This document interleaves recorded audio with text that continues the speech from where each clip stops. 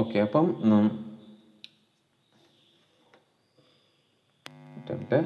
ഇപ്പം നമ്മൾ പറഞ്ഞ രീതിയിൽ അപ്പോൾ ഇങ്ങനെ ഒരു ഇൻഡസ്ട്രിയൽ അനാലിസിസ് എന്നുള്ള പ്രോസസ്സ് സ്റ്റാർട്ട് ചെയ്തു. അപ്പോൾ ഇൻഡസ്ട്രിയൽ അനാലിസിസിനെ പൊസിഷൻ ചെയ്യുന്നത് എവിടെയാണെന്ന് ചോദിച്ചാൽ, ഫണ്ടമെൻ്റൽ അനാലിസിസിൽ company analysis, industrial and company, അല്ല എക്കണോമി, ഇൻഡസ്ട്രി ആൻഡ് കമ്പനി എന്നുള്ള പൊസിഷൻസിലാണ്. ഒരു ബേസിക് ഇൻട്രഡക്ഷൻ നമ്മൾ പറഞ്ഞു. അതിൻ്റെ ഒരു ഫസ്റ്റ് പാർട്ട് എന്നുള്ളത് ഒരു സെക്ടേഴ്സിനെ ഡിഫൈൻ ചെയ്യുന്ന ഒരു പ്രോസസ്സാണ് ദ ഫസ്റ്റ് പാർട്ട്. ആ ഒരു പാർട്ട് ഓർത്ത് വയ്ക്കുക. എപ്പോഴും ഗ്ലോബൽ ഇൻഡസ്ട്രിയൽ ക്ലാസിഫിക്കേഷനുമായി ബന്ധപ്പെട്ട് ക്വസ്റ്റ്യൻസ് കാണാറുണ്ട്. ഇനി ഈ പ്രാവശ്യം അത് നാഷണൽ ഇൻഡസ്ട്രിയൽ ക്ലാസിഫിക്കേഷനുമായി ബന്ധപ്പെട്ടോ അതല്ലെങ്കിൽ നോർത്ത് അമേരിക്കൻ ഇൻഡസ്ട്രിയൽ ക്ലാസിഫിക്കേഷൻ സിസ്റ്റത്തിനെ കുറിച്ചിട്ടോ ഒക്കെ ആവാം. ഇതിൽ നാഷണൽ ഇൻഡസ്ട്രിയൽ ക്ലാസിഫിക്കേഷനും നോർത്ത് അമേരിക്കൻ ഇൻഡസ്ട്രിയൽ ക്ലാസിഫിക്കേഷനും സ്റ്റോക്ക് മാർക്കറ്റ് പേർപ്പസിന് വേണ്ടിയിട്ടല്ല കൂടുതൽ യൂസ് ചെയ്യുന്നത്. അതിനേക്കാൾ കൂടുതൽ അതൊരു അഡ്മിനിസ്ട്രേറ്റീവ് പ്രോസസ്സിന് വേണ്ടിയിട്ടാണ് യൂസ് ചെയ്യുന്നത്. അത് എന്തിനാണ് അഡ്മിനിസ്ട്രേറ്റീവ് പ്രോസസ്സിന് ഇങ്ങനെ ഒരു സെപ്പറേറ്റ് ആയിട്ടുള്ള ക്ലാസിഫിക്കേഷൻ ചോദിച്ചാൽ, ഓരോ എക്കണോമിയിലും ഡിഫറെൻ്റ് ആയിട്ടുള്ള ഇൻഡസ്ട്രീസിനാണ് പ്രോമിനൻസ് ഉണ്ടാവുക. ഇപ്പോൾ അതുകൊണ്ട് തന്നെയാണ് ഒരു കോമൺ കോഡ് ഇത്തരം കൺട്രീസ് യൂസ് ചെയ്യാത്തത്. കാരണം പലതും നമ്മളിവിടെ അപ്ലിക്കബിളേ ആയിരിക്കില്ല. പല ക്ലാസിഫിക്കേഷനും പല സെക്ടേഴ്സ് നമുക്ക് ഉണ്ടാവില്ല. പക്ഷെ ചിലപ്പോൾ US ചിലപ്പോൾ യൂറോപ്പിലുള്ളതായിരിക്കും. അത് മാറ്റി നിർത്താൻ വേണ്ടിയിട്ടാണ് ഒരു നാഷണൽ ഇൻഡസ്ട്രിയൽ ക്ലാസിഫിക്കേഷൻസും കൂടെ വർക്ക് ചെയ്യുന്നത്. ഇനി ഗ്ലോബൽ ഇൻഡസ്ട്രിയൽ ക്ലാസിഫിക്കേഷൻ വരുന്ന സമയത്ത് ഒരു 4 tier സ്ട്രക്ചറാണ് അവിടെ ഫോളോ ചെയ്യുന്നത്. അതിൽ ഫസ്റ്റ് 11 സെക്ടേഴ്സ് ആയിട്ട് ഡിവൈഡ് ചെയ്യുന്നു. ആ 11 സെക്ടേഴ്സിനെ 25 ഇൻഡസ്ട്രിയൽ ഗ്രൂപ്പ്സ് ആയിട്ടും ആ 25 ഇൻഡസ്ട്രിയൽ ഗ്രൂപ്പിനെ വീണ്ടും സബ് ഡിവൈഡ് ചെയ്ത് 74 ഇൻഡസ്ട്രീസ് ആക്കിയിട്ടും അതിൽ നിന്ന് പിന്നീട് എന്ത് ചെയ്യുന്നു, സബ് ഇൻഡസ്ട്രീസ് ആക്കിയിട്ടുമാണ് ഇതിനെ ക്ലാസിഫൈ ചെയ്യുന്നത്. അപ്പോൾ ഇങ്ങനെ ഒരു സെക്ടർ, ഇങ്ങനെ ഒരു സബ് ക്ലാസിഫിക്കേഷൻ, ഒരു സബ് ഡിവിഷനാണ് നമുക്കിവിടെ വർക്ക് ചെയ്യിക്കുന്നത്. അപ്പോൾ ജസ്റ്റ് ആ ഏരിയ ഒന്നും കൂടെ നമ്മൾ എന്ത് ചെയ്യുക, ഒന്നും കൂടെ ജസ്റ്റ് റീചെക്ക് ചെയ്ത് വെക്കുക. പിന്നെ ഈ ഒരു ക്ലാസിഫിക്കേഷന്, ഇൻഡസ്ട്രിയൽ ക്ലാസിഫിക്കേഷനെ ബാക്കപ്പ് ചെയ്യുന്നത് അല്ലെ ഡെവലപ്പ് ചെയ്യുന്നത് മോർഗൻ സ്റ്റാൻലി ക്യാപിറ്റൽ ഇൻ്റർനാഷണൽ എന്ന് പറഞ്ഞിട്ട് ഒരു കമ്പനിയാണ്. അപ്പോൾ എന്താണ് അവരുടെ മോർഗൻ സ്റ്റാൻലിയുടെ, നിങ്ങൾക്ക് അറിയാം, ഒരു മോർഗൻ സ്റ്റാൻലി എന്നുള്ളത് ഒരേ സമയത്ത് ഒരു ഇൻവെസ്റ്റ്മെൻറ്റ് ബാങ്കാണ്, അതേപോലെ ഇൻവെസ്റ്റ്മെൻറ്റ് ബാക്കപ്പ് ഫേമാണ്. അറ്റ് ദ സെയിം ടൈമിൽ അവരുടെ ഒരു പ്രോസസ്സാണ് ഇൻഡെക്സുകൾ ക്രിയേറ്റ് ചെയ്യുക, ദെൻ ബാക്കപ്പ് റിസർച്ചുകൾ ചെയ്യുക, ഇൻഡെക്സുകൾ ക്രിയേറ്റ് ചെയ്യുക എന്നുള്ളത്. അപ്പോൾ ആ ഇൻഡെക്സേഷൻ പ്രോസസ്സിൽ നിന്നാണ് ഈ ക്ലാസിഫിക്കേഷൻ ഡിറൈവ് ചെയ്യുന്നത്. അതേപോലെ സ്റ്റാൻഡേർഡ് ആൻഡ് പൂവർ ഗ്ലോബൽ എന്നുള്ളത് ഇതേപോലെയാണ്. മീൻസ് US ബേസ്ഡ് ഒരു ഇൻഡെക്സേഷൻ കമ്പനിയാണ്. അറ്റ് ദ സെയിം ടൈമിൽ അവർ ഇൻവെസ്റ്റ്മെൻറ്റ്സിലും ഉണ്ട്. ഓക്കെ, ദെൻ ആ ഒരു കാറ്റഗറൈസേഷൻ ആയിരുന്നു നമുക്ക് തന്നത്. ജസ്റ്റ് അത് നമ്മൾ ജസ്റ്റ് ഡിസ്കസ് ചെയ്തു. ഇനി ജസ്റ്റ് നമുക്ക് അപ്പോൾ നമുക്ക് ഒരു അണ്ടർസ്റ്റാൻഡിങ് കിട്ടി. നമ്മൾ ഇന്ത്യയിലാണ് ഇൻവെസ്റ്റ് ചെയ്യുന്നത് എന്നുള്ളത് നമ്മൾ ഡിസൈഡ് ചെയ്തു. അങ്ങനെ ഇന്ത്യയിൽ ഇൻവെസ്റ്റ് ചെയ്യാൻ ഡിസൈഡ് ചെയ്ത് കഴിഞ്ഞാൽ പിന്നെ നമ്മളെപ്പോഴും പറയാറുണ്ട്, ഒരു ഡൈവേഴ്സിഫിക്കേഷൻ എന്നുള്ള കോൺസെപ്റ്റ് ഇമ്പോർട്ടൻ്റ് ആണ്. ഡൈവേഴ്സിഫിക്കേഷനിലാണ് മാർക്കറ്റ്, അതായത് ഡൈവേഴ്സിഫിക്കേഷൻ എങ്ങനെ വേണമെന്നുള്ളത് ഒരു ഇൻഡിവിജ്വലിൻ്റെ ഡിസ്ക്രിപ്ഷനാണ്. എന്നാൽ പോലും ഡൈവേഴ്സിഫിക്കേഷനാണ് മാർക്കറ്റിൽ നമുക്ക് എന്തുണ്ടാവുക, മാർക്കറ്റ് എങ്ങോട്ടേക്ക് പോയാലും നമ്മൾ പ്രോപ്പറായിട്ട് ഒരു ഡൈവേഴ്സിഫിക്കേഷൻ എടുത്തു കഴിഞ്ഞാൽ നമ്മളതിൽ പ്രഷർ ഉണ്ടാവില്ല നമ്മൾ പറയും. അപ്പോൾ നമുക്കറിയാം എന്താണ് ഡൈവേഴ്സിഫിക്കേഷൻ. അപ്പോൾ ഡൈവേഴ്സിഫിക്കേഷൻ പ്രോസസ്സ് നമുക്ക് പ്രോപ്പറായിട്ട് ചെയ്യണമെങ്കിൽ ഫസ്റ്റ് നമുക്ക് എക്കണോമിക് അനാലിസിസ് മസ്റ്റാണ്. നമ്മുടെ എക്കണോമി എങ്ങനെയാണ് മൂവ് ചെയ്യുന്നത്, എക്കണോമിയുടെ ഗ്രോത്ത് എന്താണ്, എക്കണോമിയുടെ ഒരു പൾസ് അറിയുക എന്നുള്ളത് പ്രധാനപ്പെട്ടതാണ്. ഇപ്പോൾ ഒരു എക്സാമ്പിൾ, നമുക്കറിയാം ഡിഫറെൻ്റ് ആയിട്ടുള്ള എക്കണോമിക് സിറ്റുവേഷൻസ് ഉണ്ട്. അപ്പോൾ ഇപ്പോൾ നമുക്ക് ജസ്റ്റ് സ്റ്റാർട്ട് ചെയ്യുകയാണെങ്കിൽ നമുക്കറിയാം ഒരു ഇൻട്രഡക്ഷൻ സ്റ്റേജ് ഉണ്ട്. ഇപ്പോൾ ഇൻട്രഡക്ഷൻ സ്റ്റേജ് കഴിഞ്ഞാൽ ഒരു ഗ്രോത്ത് സ്റ്റേജ് വരും. ആ ഗ്രോത്ത് സ്റ്റേജ് കഴിഞ്ഞ് ജസ്റ്റ് അപ്സൈഡ് പോയി കഴിഞ്ഞാൽ ഒരു മെച്യൂരിറ്റി സ്റ്റേജ് എത്തും. ആ മെച്യൂരിറ്റി സ്റ്റേജ് കഴിഞ്ഞാൽ പിന്നെ നമുക്ക് നോർമലി അറിയാം റിസിഷൻ ആണ്, അല്ലെങ്കിൽ ഒരു ഡിക്ലൈനിങ് സ്റ്റേജ് ആണ്. ആ ഡിക്ലൈനിങ് സ്റ്റേജ് ജസ്റ്റ് അവിടുന്ന് വീണ്ടും മോശമാവുകയാണെങ്കിൽ നോർമലി നമ്മൾ ഡിക്ലൈനിങ് സ്റ്റേജിൻ്റെ ഏറ്റവും മോശം സെനാരിയോയിലേക്ക് എത്തും. അതൊരു റിസിഷൻ അതല്ലെങ്കിൽ എക്കണോമിക് ക്രൈസിസ് എന്നോ വിളിക്കും. അപ്പം അങ്ങനെ ക്രൈസിസ് ഫേസ് ചെയ്ത് കഴിഞ്ഞാൽ പിന്നീട് നമ്മൾ നോർമലി എത്തുന്ന ഒരു റിക്കവറി സ്റ്റേജാണ്. ആ റിക്കവറി സ്റ്റേജിൻ്റെ റിസൾട്ട് എന്നുള്ളത് ഗ്രോത്തിലേക്കാണ്. ഗ്രോത്ത് നിന്ന് വീണ്ടും അത് മെച്യൂരിറ്റിയിലേക്ക് വരും, പിന്നീട് ഡിക്ലൈൻ ചെയ്യും. അങ്ങനെ ഒരു എക്കണോമിക് സൈക്കിൾ ഉണ്ട്. അപ്പോൾ നമ്മുടെ എക്കണോമി ഇതിൻ്റെ ഏത് ഫേസിലാണ് ഇപ്പോൾ വർക്ക് ചെയ്യുന്നതെന്നനുസരിച്ച് നമുക്ക് എന്ത് ചെയ്യാം, അസറ്റ് അലോക്കേഷൻസിന് കോൺസെൻട്രേറ്റ് ചെയ്യാൻ പറ്റും. അപ്പോൾ അതുകൊണ്ടാണ് എക്കണോമിക് ആസ്പെക്ട്സ് വളരെ ഇമ്പോർട്ടൻ്റ് ആണ്. മാർക്കറ്റിൻ്റെ പൾസ് മനസ്സിലാക്കാനും അതിനനുസരിച്ച് നമുക്ക് എന്ത് ചെയ്യാം, അസറ്റ് അലോക്കേഷൻസ് എടുക്കാം. ഇനി ഇങ്ങനെ അസറ്റ് അലോക്കേഷൻസ് നമ്മൾ എടുക്കുന്നു. ഇപ്പം എക്കണോമിക് ഡാറ്റാസ് യൂസ് ചെയ്തിട്ട് നമുക്ക് ഇങ്ങനെ എടുക്കാൻ പറ്റും. ഇപ്പോൾ എക്കണോമിക് ഇൻഡിക്കേറ്റേഴ്സ് നന്നായി നോക്കിക്കഴിഞ്ഞാൽ നമ്മുടെ കയ്യിൽ 10% എമൗണ്ട്, ദാറ്റ് മീൻസ് 100% എമൗണ്ട് ഉണ്ട്.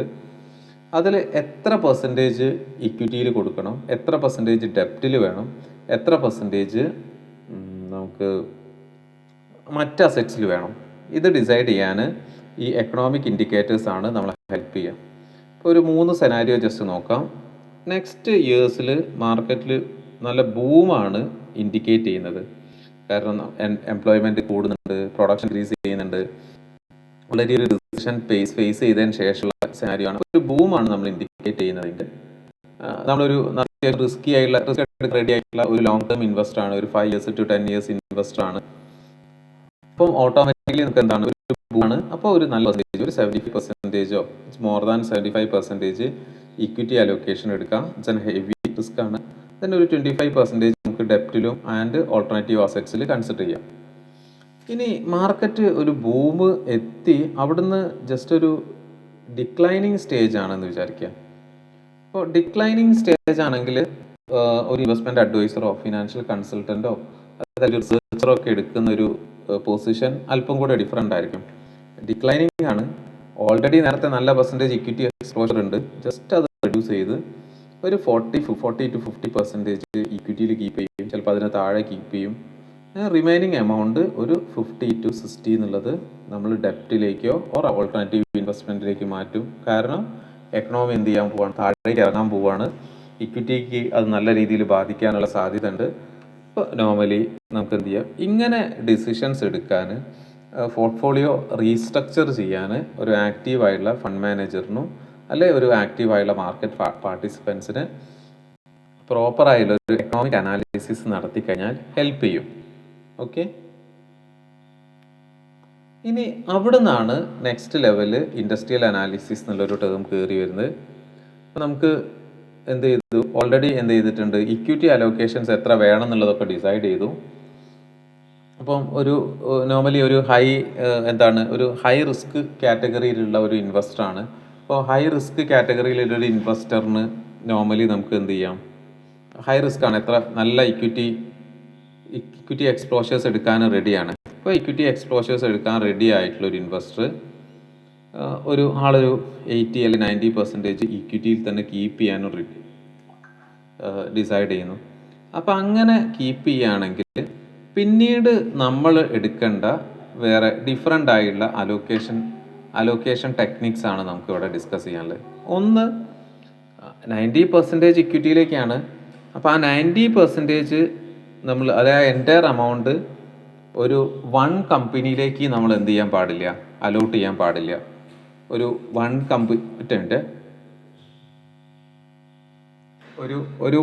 1 കമ്പനിയിലേക്ക് നമ്മൾ അലോട്ട് ചെയ്യാൻ പാടില്ല. കാരണം ഒരു സിംഗിൾ ബാസ്ക്കറ്റിലേക്ക് നമ്മൾ എന്ത് ചെയ്യുക, എൻ്റയർ എമൗണ്ട് പാർക്ക് ചെയ്യുക എന്നുള്ളത് ഒരു ഹൈ റിസ്കിൻ്റെ സാധ്യതയാണ് നമ്മൾ അവിടെ ഉള്ളത്.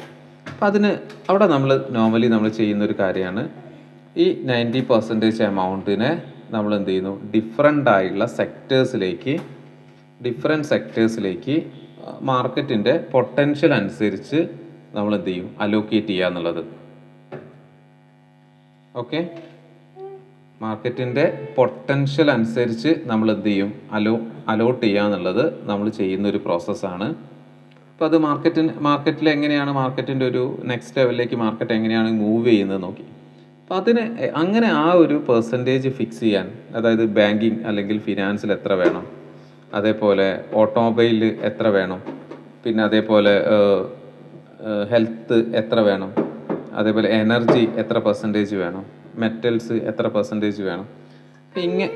അപ്പോൾ ഇങ്ങനെ നമുക്ക് അലോട്ട് ചെയ്യണമെങ്കിൽ ഇങ്ങനെ നമുക്കൊരു അലോക്കേഷൻ നമുക്ക് എടുക്കണമെങ്കിൽ നമുക്ക് ഓട്ടോമാറ്റിക്കലി നമുക്ക് നമുക്ക് എന്ത് വേണം, നല്ല മാർക്കറ്റ് അണ്ടർസ്റ്റാൻഡിങ് ഉണ്ടാവുക എന്നുള്ളതാണ്. നല്ല മാർക്കറ്റ്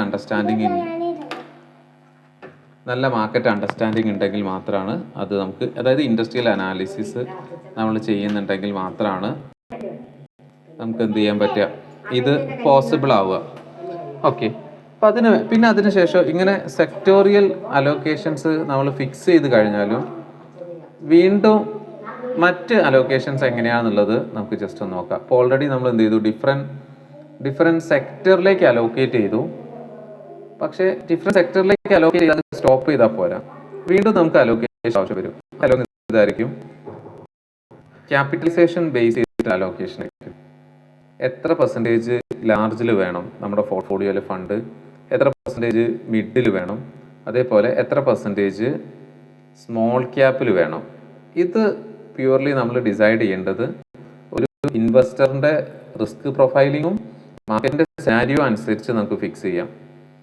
ഇപ്പം മാർക്കറ്റ് ഡൗൺ സൈഡിലേക്ക് പോകുന്ന സമയത്ത് കൂടുതൽ എമൗണ്ട് ലാർജ് ക്യാപ്പിൽ കീപ്പ് ചെയ്യുന്നതായിരിക്കും നന്നാവുക.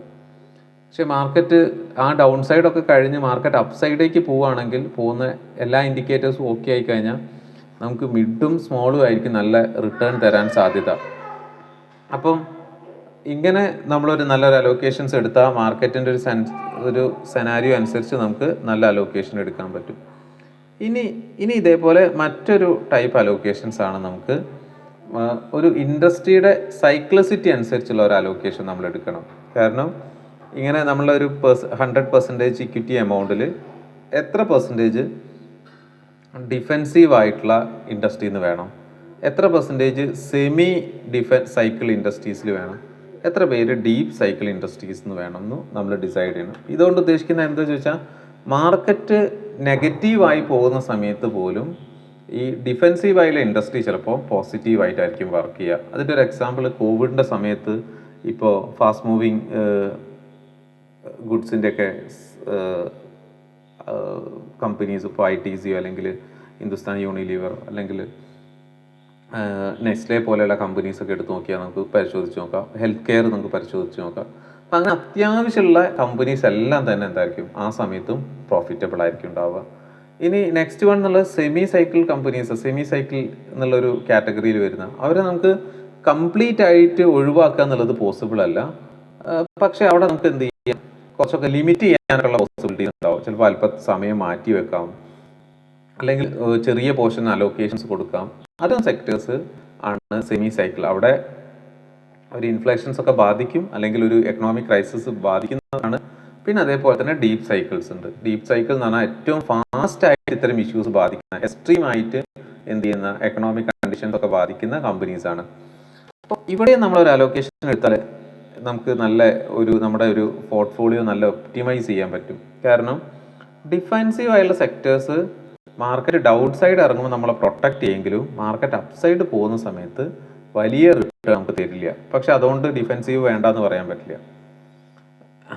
അപ്പോൾ അതേപോലെ സെമി സൈക്ലിക്കൽ, അതേപോലെ തന്നെ ഡീപ്പ് സൈക്കിൾ നമുക്ക് ഡൗൺ സൈഡ് ഇറങ്ങുന്ന സമയത്ത് ഹൈ റിസ്ക് ആണ്. പക്ഷേ അപ്പ് സൈഡ് പോകുന്ന സമയത്ത് നമുക്ക് അത് പ്രൊവൈഡ് ചെയ്യും, നല്ല റിട്ടേണും പ്രൊവൈഡ് ചെയ്യും. നല്ല ഹൈ റിട്ടേണും പ്രൊവൈഡ് ചെയ്യും. ഇപ്പോൾ ഇങ്ങനെയുള്ള ഡിഫറെൻറ്റ് ഫാക്ടേഴ്സ് ഉപയോഗിച്ചിട്ട് നമുക്ക് എന്ത് ചെയ്യാം, നമ്മുടെ ഒരു പോർട്ട്ഫോളിയോ നമുക്ക് നന്നായിട്ട് ഒപ്റ്റിമൈസ് ചെയ്യണമെങ്കിൽ നമുക്ക് നല്ല ഇൻഡസ്ട്രിയൽ അണ്ടർസ്റ്റാൻഡിങ് വേണം എന്നുള്ളതാണ്. എൻ്റയർ ഇൻഡസ്ട്രിയിൽ എന്തൊക്കെയാണ് നടക്കുന്നത് എന്നുള്ളതിനെ കുറിച്ചിട്ട് ആ ഒരു സെൻസിലാണ് റിസർച്ച് അനലിസ്റ്റ് എന്നുള്ള എല്ലാ ടോപ്പിക്കിൽ കാരണം റിസർച്ച് അനലിസ്റ്റ് എന്നുള്ള ഒരു ലോങ് ടേം പൊസിഷനാണല്ലോ, ഒരു ലോങ് ടേം പോർട്ട്ഫോളിയോ ബിൽഡ് ചെയ്യുന്നതിനെയാണല്ലോ കൂടുതൽ ഫോക്കസ് ചെയ്യുന്നത്. അപ്പോൾ അവിടെ ഇൻഡസ്ട്രിയൽ അനാലിസിസ് നമുക്ക് ഇങ്ങനെയൊക്കെ യൂസ്ഫുൾ ആയിരിക്കും. അപ്പോൾ ഇവിടെ നോക്കാം ഏതൊക്കെ സൈക്ലിസിറ്റിയാണ്, എന്താണ് അതിൻ്റെ ഒരു പാരാമീറ്റേഴ്സ്, ഏതൊക്കെ കമ്പനീസാണ് അതിൽ വരിക. ഇപ്പോൾ നമ്മളെടുത്ത ഈ കമ്പനീസ് തന്നെ എക്സാക്ട്ലി അവിടെ വരുമോ എന്ന് ചോദിച്ചാൽ ഇല്ല. അതിനകത്തും ഇതേപോലെ ഇതിൽ ഫുഡ് ആൻഡ് FMCGയിൽ വരുന്ന സമയത്ത് അതിനകത്ത് പിന്നെ നമുക്ക് എന്തെടുക്കാൻ പറ്റും, നല്ല ഡിഫെൻസീവ് ആയിട്ടുള്ള സെക്ടേഴ്സ് ഉണ്ടാവും. ഫുഡിനകത്ത് ഡിഫെൻസീവ് ഉണ്ട്, സെമി സൈക്കിൾ ഉണ്ട്, അതേപോലെ ഡീപ്പ് സൈക്കിൾ ഉണ്ട്. ഇപ്പം നല്ല എക്കണോമിക് ക്രൈസിസ് വരാൻ പോകുന്ന സമയത്ത് നമുക്ക് ഫുഡ് കഴിക്കാൻ നമുക്ക് എല്ലാ ദിവസവും KFC-യിൽ പോകണമെന്ന് നമ്മൾ വാശി പിടിക്കുമോ? കാരണം എക്കണോമിക് ക്രൈസിസ് ഉള്ള സമയത്ത് ഇല്ല. അതെ. അപ്പോൾ ഓട്ടോമാറ്റിക്കലി അത്തരം കമ്പനീസ് ഫുഡ് എന്നുള്ള കാറ്റഗറിയിൽ വരുമെങ്കിലും പക്ഷെ അതൊരു ഡീപ്പ് സൈക്കിൾ കാറ്റഗറിയാണ്. അപ്പോൾ നമുക്ക് ഇങ്ങനെ ഒരു കാറ്റഗറൈസ് ചെയ്തു, ഫുഡിനെ ഇവിടെ ആഡ് ചെയ്തു എന്ന് പറഞ്ഞാലും എൻ്റയർ ഫുഡും എന്തല്ല, ഡിഫെൻസീവ് അല്ല. അവിടെ നെസസറി ആയിട്ടുള്ള ഐറ്റംസ് വിൽക്കുന്ന കമ്പനീസ് മാത്രമാണ് ഡിഫെൻസീവ് ആയിട്ടുള്ള കാറ്റഗറിയിൽ ആഡ് ചെയ്യുക. അപ്പോൾ in simply what is defensive എന്ന് ചോദിച്ചാൽ ലോ ഇൻകം ഇലാസ്റ്റിസിറ്റിയാണ്. അപ്പോൾ നമ്മൾ ഇലാസ്റ്റിസിറ്റി ഓഫ് ഡിമാൻഡ് എന്നുള്ളൊരു കോൺസെപ്റ്റ് കേട്ടിട്ടുണ്ടാവും. അസത് നമ്മളത് കേട്ടിട്ടുണ്ടായിരുന്നു, എക്കണോമിക്സിലുണ്ടായിരുന്നു. അപ്പോൾ ഇലാസ്റ്റിസിറ്റി ഓഫ് ഡിമാൻഡ്, അതേപോലെ ലോ ഇൻകം ഇലാസ്റ്റിസിറ്റി എന്ന് പറഞ്ഞാൽ നമ്മളുടെ ഇൻകം എത്ര വ്യത്യാസം വന്നു കഴിഞ്ഞാലും, എത്ര കുറവ് വന്നാലും കൂടി വന്നാലും നമ്മളുടെ ഡിമാൻഡിൽ എന്തുണ്ടാവില്ല, ചേഞ്ചസ് ഉണ്ടാവില്ല. ഇപ്പോൾ ഒരു എക്സാമ്പിൾ എടുക്കുകയാണെങ്കിൽ വീട്ടിലേക്ക് എന്താ പറയുക, ഇപ്പോൾ ഗ്രോസറീസ്, ഓൾമോസ്റ്റ് കുറേ ഗ്രോസറീസ് ഒക്കെ, എന്നാൽ പോലും അതിലൊക്കെ ഏറ്റവും ബെസ്റ്റ് എക്സാമ്പിളുകൾ ഒന്നാണ് നമുക്ക് സാൾട്ട് വാങ്ങുന്ന കേസ്. നമ്മളുടെ എക്കണോമിക് സെനാരിയോസ് നന്നായാലും നമ്മൾ അതിൽ വലിയ ചേഞ്ചസ് വരുമോ? ഒരു 10 കിലോ എക്സ്ട്രാ വാങ്ങി വയ്ക്കുമോ? ഇല്ല. അപ്പോൾ അവിടെ അതേപോലെയുള്ള കുറേ ഇൻഡസ്ട്രീസ് ഉണ്ട്. നമ്മുടെ കോവിഡിൻ്റെ സമയം വന്നാലും ഇനി എന്ത് സെനാരിയോസ് വന്നു കഴിഞ്ഞാലും അത്തരം കമ്പനീസിന് ഒരു മിനിമം യൂണിറ്റ് സെല്ല് ചെയ്യേണ്ടി വരും. അതല്ലെങ്കിൽ ഇവിടുത്തെ ആളുകൾക്ക് ഇവിടെ സസ്റ്റെയിൻ ചെയ്യാൻ ഒട്ടും പറ്റാത്ത സാഹചര്യങ്ങൾ വരും. ഓക്കെ.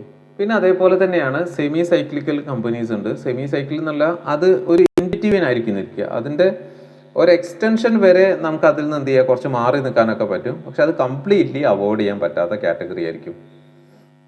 അപ്പോൾ 2 വീലേഴ്സ് വാങ്ങുന്നുണ്ടാവും, പക്ഷേ 2 വീലേഴ്സ് വാങ്ങുക എന്നുള്ളത് നിർബന്ധമായിരിക്കില്ല. പക്ഷേ ചിലപ്പോൾ കുറഞ്ഞ സമയം എക്സ്റ്റെൻഡ് ചെയ്തൊക്കെ നമ്മൾ എന്ത് ചെയ്യും, അത് വാങ്ങിക്കും. 1-2 മാസം കഴിഞ്ഞിട്ടായിരിക്കും മേടിക്കുക. പിന്നെ അങ്ങനെ ഓരോരോ കാര്യങ്ങൾ. ഇപ്പോൾ കൺസ്യൂമർ ഡ്യൂറബിൾസ് ആയി, ഇപ്പോൾ ചിലപ്പോൾ ഇലക്ട്രോണിക് ഐറ്റംസും ഒക്കെ തന്നെ അത്യാവശ്യമാണ്. ഇപ്പോൾ ഒരു മിക്സി വേണം നമുക്ക്, അല്ലെങ്കിൽ ഒരു ഫ്രിഡ്ജ് വേണം നമുക്ക്, അല്ലെങ്കിൽ അങ്ങനത്തെ വാഷിംഗ് മെഷീൻ വേണം. അത് അത്യാവശ്യമാണ്. പക്ഷെ എന്നാൽ പോലും നമ്മൾ വേണമെങ്കിൽ ഫ്യൂ മന്ത്സോ ഫ്യൂ വീക്സോ നമ്മൾ എക്സ്റ്റെൻഡ് ചെയ്യുകയും ചെയ്യും. ഓക്കെ. അപ്പോൾ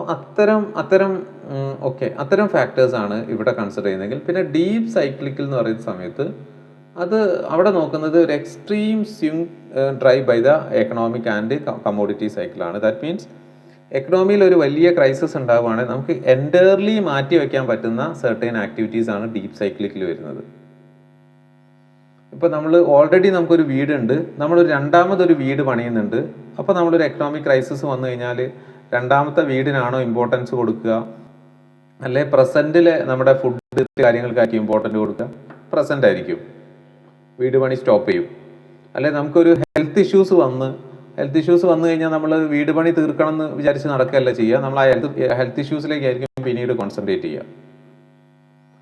ഓക്കെ. അപ്പോൾ അത്തരം ഒരു കാറ്റഗറിയാണ് ഡീപ്പ് സൈക്ലിക്കൽ ഡിമാൻഡ്, അല്ലെങ്കിൽ ഡീപ്പ് സൈക്ലിക്കൽസ് എന്നുള്ള ഒരു കാറ്റഗറി. അപ്പോൾ അവിടെ ഒരു അല്പം കൂടുതൽ ലക്ഷറിയസ് ആയിട്ടുള്ള ഐറ്റംസ് ആയിരിക്കും നമ്മൾ അവിടെ എന്ത് ചെയ്യുന്നത്, ആഡ് ചെയ്യുന്നത്. ഓക്കെ. അപ്പോൾ ഇങ്ങനെ ടോട്ടൽ നമ്മുടെ മാർക്കറ്റിലുള്ള കമ്പനീസിനെ ഡിഫറെൻറ്റ് പാരാമീറ്റേഴ്സ് ഉപയോഗിച്ചിട്ട് നമ്മളിവിടെ ക്ലാസിഫൈ ചെയ്യുന്നത്. ഫസ്റ്റ് സെക്ടേഴ്സിൻ്റെ ബേസിൽ ക്ലാസിഫൈ ചെയ്തു. ഡിഫറെൻറ്റ് സെക്ടേഴ്സിന് നമുക്ക് എന്തുണ്ട്, ഡിഫറെൻറ്റ് സെക്ടേഴ്സ് വഴി നമുക്ക് എന്തെടുക്കാൻ പറ്റും, ഇതേപോലെ ഒരു ഡൈവേഴ്സിഫിക്കേഷൻ എടുക്കാൻ പറ്റും. ഇനി ആ ഡൈവേഴ്സിഫിക്കേഷൻ എടുക്കുന്ന സമയത്ത് തന്നെ അവിടെ അങ്ങനെ പിക്ക് ചെയ്യുന്ന കമ്പനീസ് ഏത് ഇൻഡസ്ട്രിയൽ സൈക്കിളാണ് നോക്കി വെക്കുന്നത് നല്ലതാണ്. അപ്പോൾ നമ്മൾ പർച്ചേസ് ചെയ്യുന്ന എൻ്റയർ കമ്പനീസ് ഒരു ഡീപ്പ് സൈക്കിളിൽ വരുന്ന ഡിഫറെൻറ്റ് സെക്ടേഴ്സ് എന്നൊക്കെ നമ്മൾ കമ്പനീസ് എടുത്തു. ഇപ്പോൾ നമ്മളൊരു 10 കമ്പനി അല്ലെങ്കിൽ 20 കമ്പനീസിനെ ചൂസ് ചെയ്തത് ഒരു 10 സെക്ടേഴ്സ് എന്നാണെന്നൊക്കെ നമ്മൾ എന്ത് ചെയ്തു, ഡിസൈഡ് ചെയ്തു. പക്ഷേ ഈ 10 സെക്ടേഴ്സിൽ നമ്മൾ ചൂസ് ചെയ്ത 20 കമ്പനീസും വേറെ സെക്ടേഴ്സിൽ നിന്ന് നമ്മൾ എന്ത് ചെയ്യുന്നു, അതൊരു ഡീപ്പ് സൈക്കിൾ കാറ്റഗറിയിൽ വന്ന് പോവുകയാണെങ്കിൽ നമ്മൾ ഓവറോൾ പോർട്ട്ഫോളിയോ എന്നുള്ളത് വെരി ഹൈ റിസ്ക് എന്നുള്ള കാറ്റഗറിയിലായിരിക്കും വരിക. ഓക്കെ, അപ്പോൾ ഇത് ഒഴിവാക്കാൻ വേണ്ടിയിട്ട് നമ്മൾ എന്ത് ചെയ്യുന്നു, ഒരു സെക്ടറിൽ നിന്ന് ചൂസ് ചെയ്തു. ആ സെക്ടറിൽ തന്നെ ഡിഫെൻസീവും സെമി സൈക്ലിക്കലും അതേപോലെ തന്നെ ഡീപ്പ് സൈക്കിൾ കമ്പനീസ് ഉണ്ടാവും. അതിൽ നിന്ന് ഏറ്റവും ആപ്റ്റ് ആയിട്ടായിരിക്കും നമ്മൾ ചൂസ് ചെയ്യുക. ഓക്കെ, അപ്പം അങ്ങനെ നമ്മളൊരു ഇപ്പോൾ ഓൾറെഡി ഇപ്പോൾ നമുക്കറിയാം ഒരു സെക്ടർ എടുക്കുകയാണെങ്കിൽ, ഇപ്പോൾ ഫുഡ് ആൻഡ് FMCGs എടുക്കുകയാണെങ്കിൽ അത് അല്പം ഒന്ന് ഡിഫെൻസീവായുള്ള സെക്ടറാണ്. ആ ഡിഫെൻസീവായുള്ള സെക്ടറിൽ നിന്ന് നമുക്ക് ചോയ്സ് ഉണ്ട്. ITC എടുക്കേണ്ടതുണ്ടോ, അതല്ലെങ്കിൽ മറ്റ് ITC എടുക്കുകയാണെങ്കിൽ ITCയിൽ കുറച്ചും കൂടെ ടൊബാക്കോ ഒക്കെ കയറി വരുന്നുണ്ട്. അല്ലെങ്കിൽ ഹിന്ദുസ്ഥാൻ യൂണിലീവർ എടുക്കണോ, അല്ലെങ്കിൽ നെസ്ലെ എടുക്കണം. അപ്പോൾ ഹിന്ദുസ്ഥാൻ യൂണിലീവറും നെസ്ലെയും ഒക്കെ തന്നെ അവരുടെ പല ഏരിയസിലും അവർ മൊണോപ്പൊളിയാണ്. പ്രൊഡക്ഷൻസ് അവർ തന്നെയാണ് പലതും ചെയ്യുന്നത്. അപ്പോൾ ഇനി മറ്റ് കമ്പനീസും ആ ഏരിയയിൽ, ഇപ്പോൾ ഉജാലയാണെങ്കിൽ, ഇപ്പോൾ ഉജാല എന്ന് പറയുന്ന സമയത്ത് ജ്യോതി ലാബോറട്ടറീസ്, അങ്ങനെയുള്ള കുറേ അധികം ബ്രാൻഡ്സ് നമുക്ക് തോന്നുന്നു. ജ്യോതി ലാബ്സ് കേരളത്തിൽ നിന്നാണ്, തൃശ്ശൂരാണ് ബേസ് ചെയ്തിട്ടുണ്ടായിരുന്നത്. പക്ഷേ പിന്നീട് അവർ മുംബൈയിലേക്ക് ഷിഫ്റ്റ് ചെയ്യുകയോ മറ്റൊന്നാണ് ചെയ്തിട്ടുണ്ടായിരുന്നത്. നമ്മളുടെ ഇവിടെ നിന്നുള്ള കേരളത്തിൽ നിന്നുള്ള മേജർ കമ്പനീസ് ഒക്കെ തന്നെ അവരുടെ തൃശ്ശൂർ ബേസ്ഡ് കമ്പനീസുമാണ്. കേരളത്തിലെ കമ്പനീസിൻ്റെ ഒരു ലിസ്റ്റ് എടുത്ത് നോക്കിക്കഴിഞ്ഞാൽ തൃശ്ശൂർ, കൊച്ചിൻ ഇത് തന്നെയാണ് കൂടുതൽ കമ്പനീസ് ഉള്ളത്. കമ്പനീസ് കുറവാണ്. ചില അങ്ങനെ ഒരു ബേസ്ഡ് കമ്പനീസിൻ്റെ ഒരു എവിടെ നിന്നാണെന്നൊക്കെ ഉള്ള ഒരു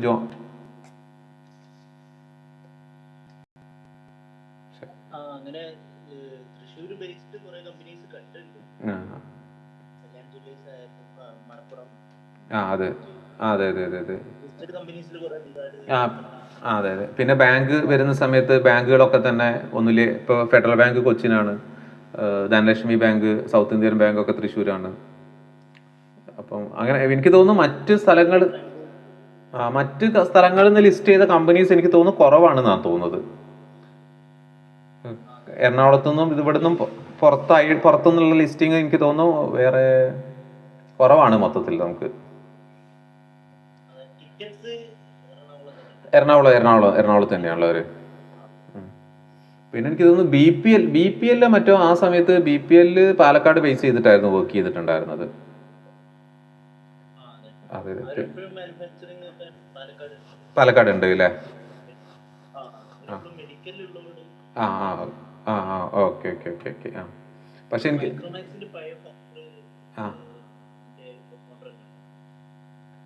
ഓക്കെ. ഓർമ്മയുണ്ട്, മൈക്രോമാക്സ് ഓർമ്മയുണ്ട്. പക്ഷെ എൻ്റെ വീട്ടിലൊക്കെ ആദ്യം ഇതുണ്ടായിരുന്നത് ഇതാണ്, BPL ആയിരുന്നു, TV ഉണ്ടായിരുന്നത്. അതെ. അത് അന്ന് എനിക്ക് തോന്നുന്നു ഒരു സമയത്ത് BPL ആയിരുന്നു മാർക്കറ്റ് ലീഡേഴ്സ് മീൻസ് ഇവിടെ എനിക്ക് അത്ര ഓർമ്മയില്ല, ഇവിടെയൊക്കെ കുറെ അടുത്ത വീടുകളിലൊക്കെ ഞാൻ BPLന്റെ TV കണ്ടിട്ടുണ്ട്.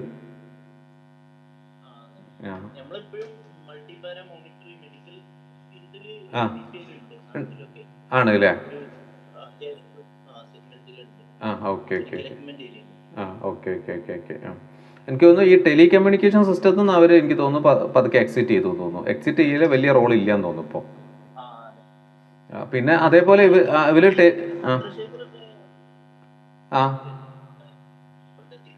അതെ. അവരായിരുന്നു ഓൺ ചെയ്തത്, അവരുടേതായിരുന്നു കമ്പനി അത്. അതെ. അവരുടെ കമ്പനി ആയിരുന്നു. ആ സമയത്താണ് അവർ ടെലികോം ഓപ്പറേഷൻസ് ഒക്കെ സ്റ്റാർട്ട് ചെയ്തത്. നമുക്ക് BPL ഇതുണ്ടായിരുന്നല്ലോ, മൊബൈൽ ഉണ്ടായിരുന്നല്ലോ. അതെ. പിന്നെ എനിക്ക് തോന്നുന്നു പിന്നെ എനിക്ക് തോന്നുന്നു മാർക്കറ്റിൽ ഹൈ കോമ്പറ്റീഷൻസ് ഒക്കെ വന്ന സമയത്ത് സസ്റ്റെയിൻ ചെയ്യാൻ പക്ഷേ നമ്മുടെ മാർക്കറ്റിൽ അതിനത് ടെലിഫോൺ സർവീസ് ഭയങ്കര ചീപ്പ് ആയതുകൊണ്ടും ആയിരിക്കും ചിലപ്പം പല കമ്പനീസും സസ്റ്റെയിൻ ചെയ്യാൻ പറ്റാതെ പോകുന്നത്. ഈ മറ്റ് കമ്പനീസിനെ എനിക്ക് തോന്നുന്നു മറ്റ് ഇപ്പോൾ UAE അല്ലെങ്കിൽ മറ്റ് GCC കൺട്രീനെയൊക്കെ കമ്പയർ ചെയ്യുന്ന സമയത്ത് നമുക്ക് ഡാറ്റ ഭയങ്കര ചീപ്പല്ലേ?